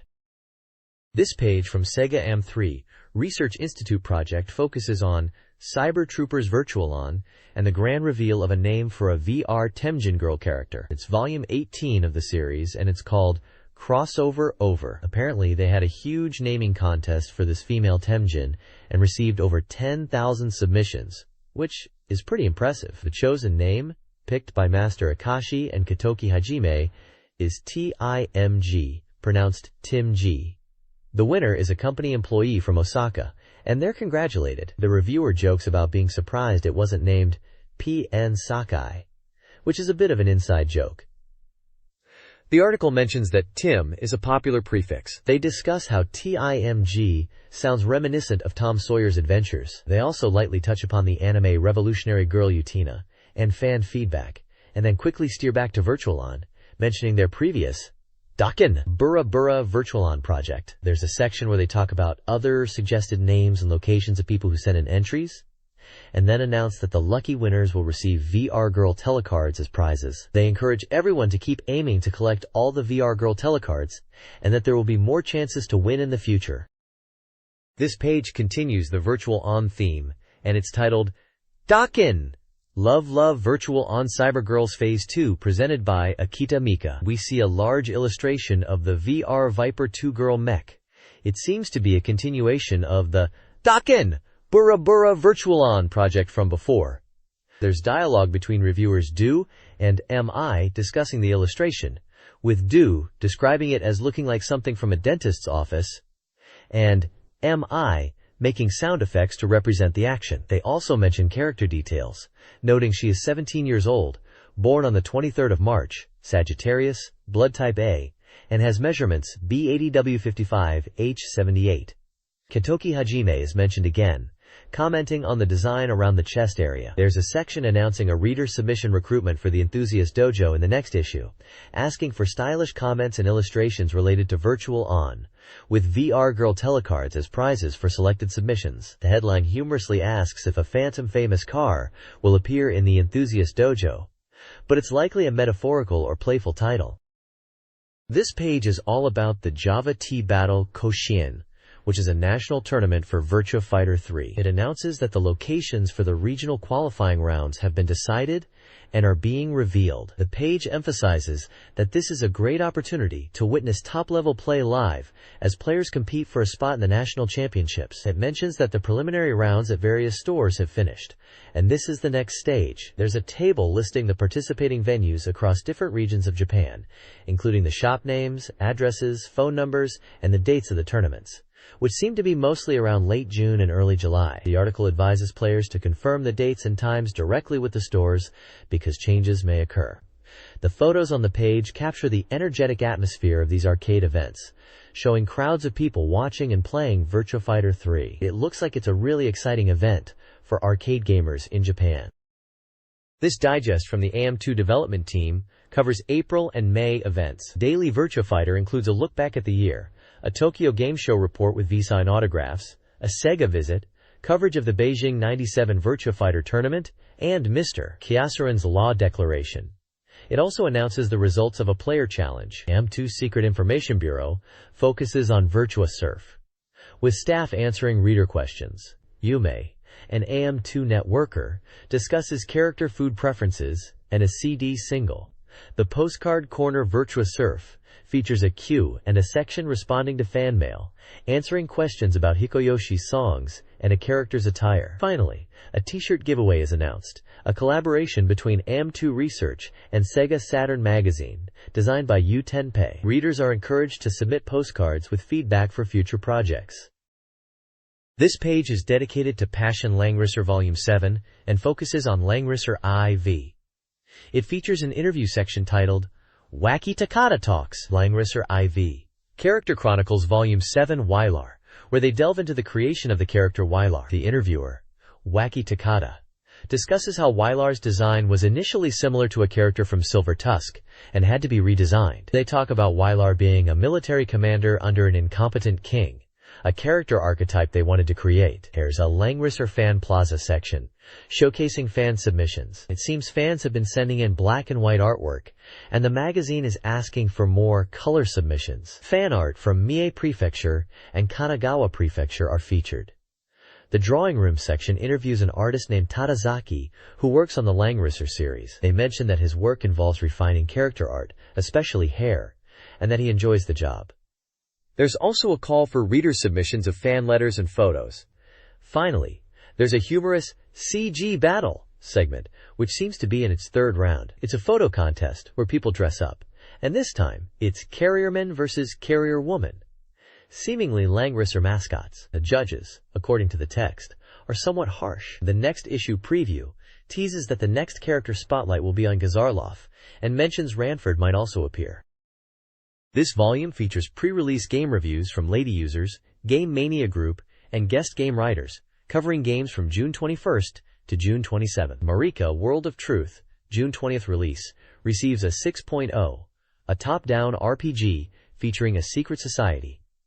Mr. Bones, June 27th release, gets a 7.0, an action game with bone-filled stages. Lady Users review a Mega CD video anime, scoring it a 4, evaluating visuals, character appeal, direction, voice acting, and story. An 8-rated review, possibly for Silky Lips, praises its surprisingly deep drama, strong portrayal of emotions, voice acting, battle scenes, and engaging drama. Another 8-rated review, possibly for Mr. Bones, highlights its gothic horror comedy style with bone animations, but questions its convenience store exclusivity.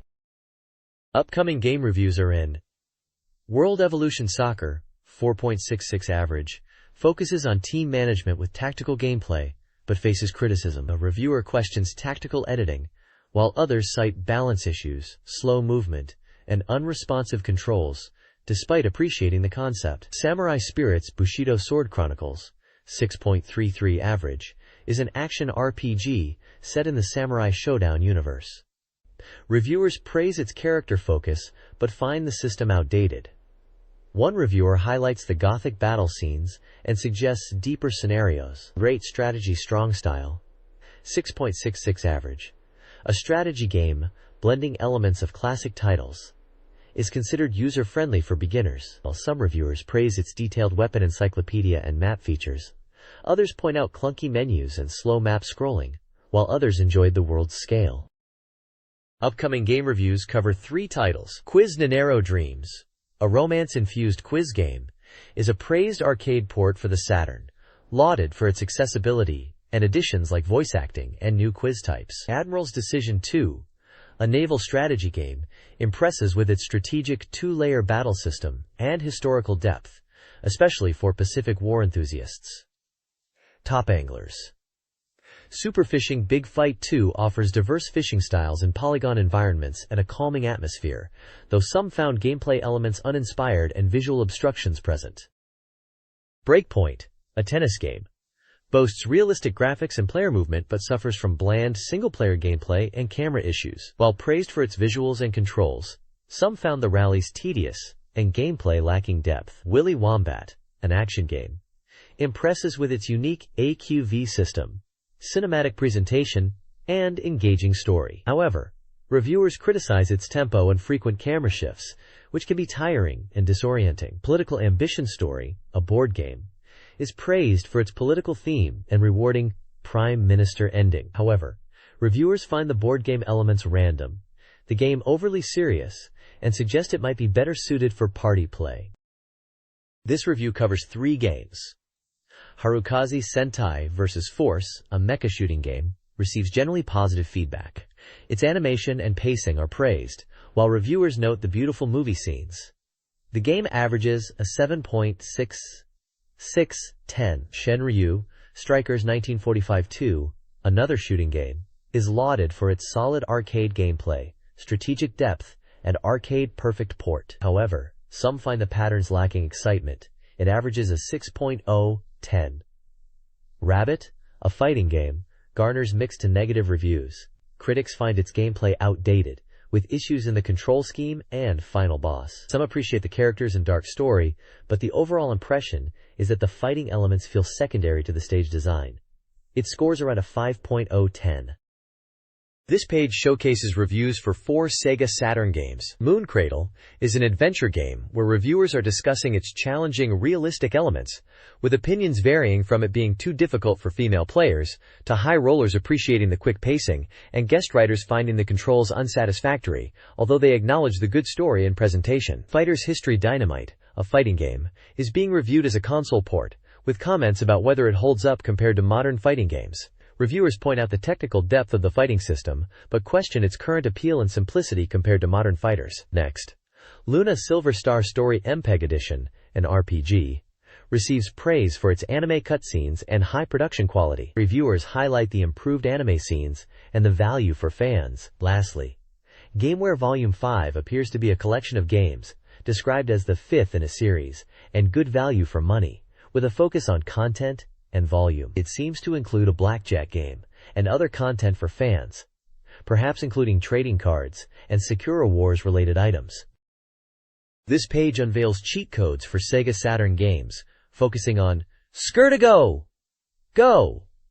First, in Karaoke Girl Misato-shan, you can manipulate Misato's animations in sound test mode. Next, unlock Mickey and Misato for arcade time attack by pressing L+X+ down on the player select screen. For a bomber game, unleash unlimited bombs and change character appearance with L+Z+ down during gameplay. Lastly, for DX Hired, remove Karen's skirt by entering a specific button combo at the title screen and holding buttons during stage loading. The page encourages reader submissions of their own cheat codes, offering prizes for the best Urawaza. This SEGA Saturn page details the upcoming software release schedule, primarily covering June through September. June sees the release of several SEGA Saturn collection titles, including Sakura Wars, Sonic Jam, Nights into Dreams, and Shin Megami Tensei Devil Summoner, alongside Mr. Bones and World Evolution Soccer. July introduces a wave of new games, such as Bulk Slash, Thunder Force V, Virtual Hydlide, and Real Sound. Cause No Regret. Other notable releases include Biohazard, Resident Evil, Princess Crown, and Mega Man X4, Rockman X4. Future undecided titles like Langrisser V and Darkseid 2 suggest continued support. The page offers a diverse range of genres, from action and RPGs to simulation and puzzle games, providing a comprehensive look at the Saturn's software lineup.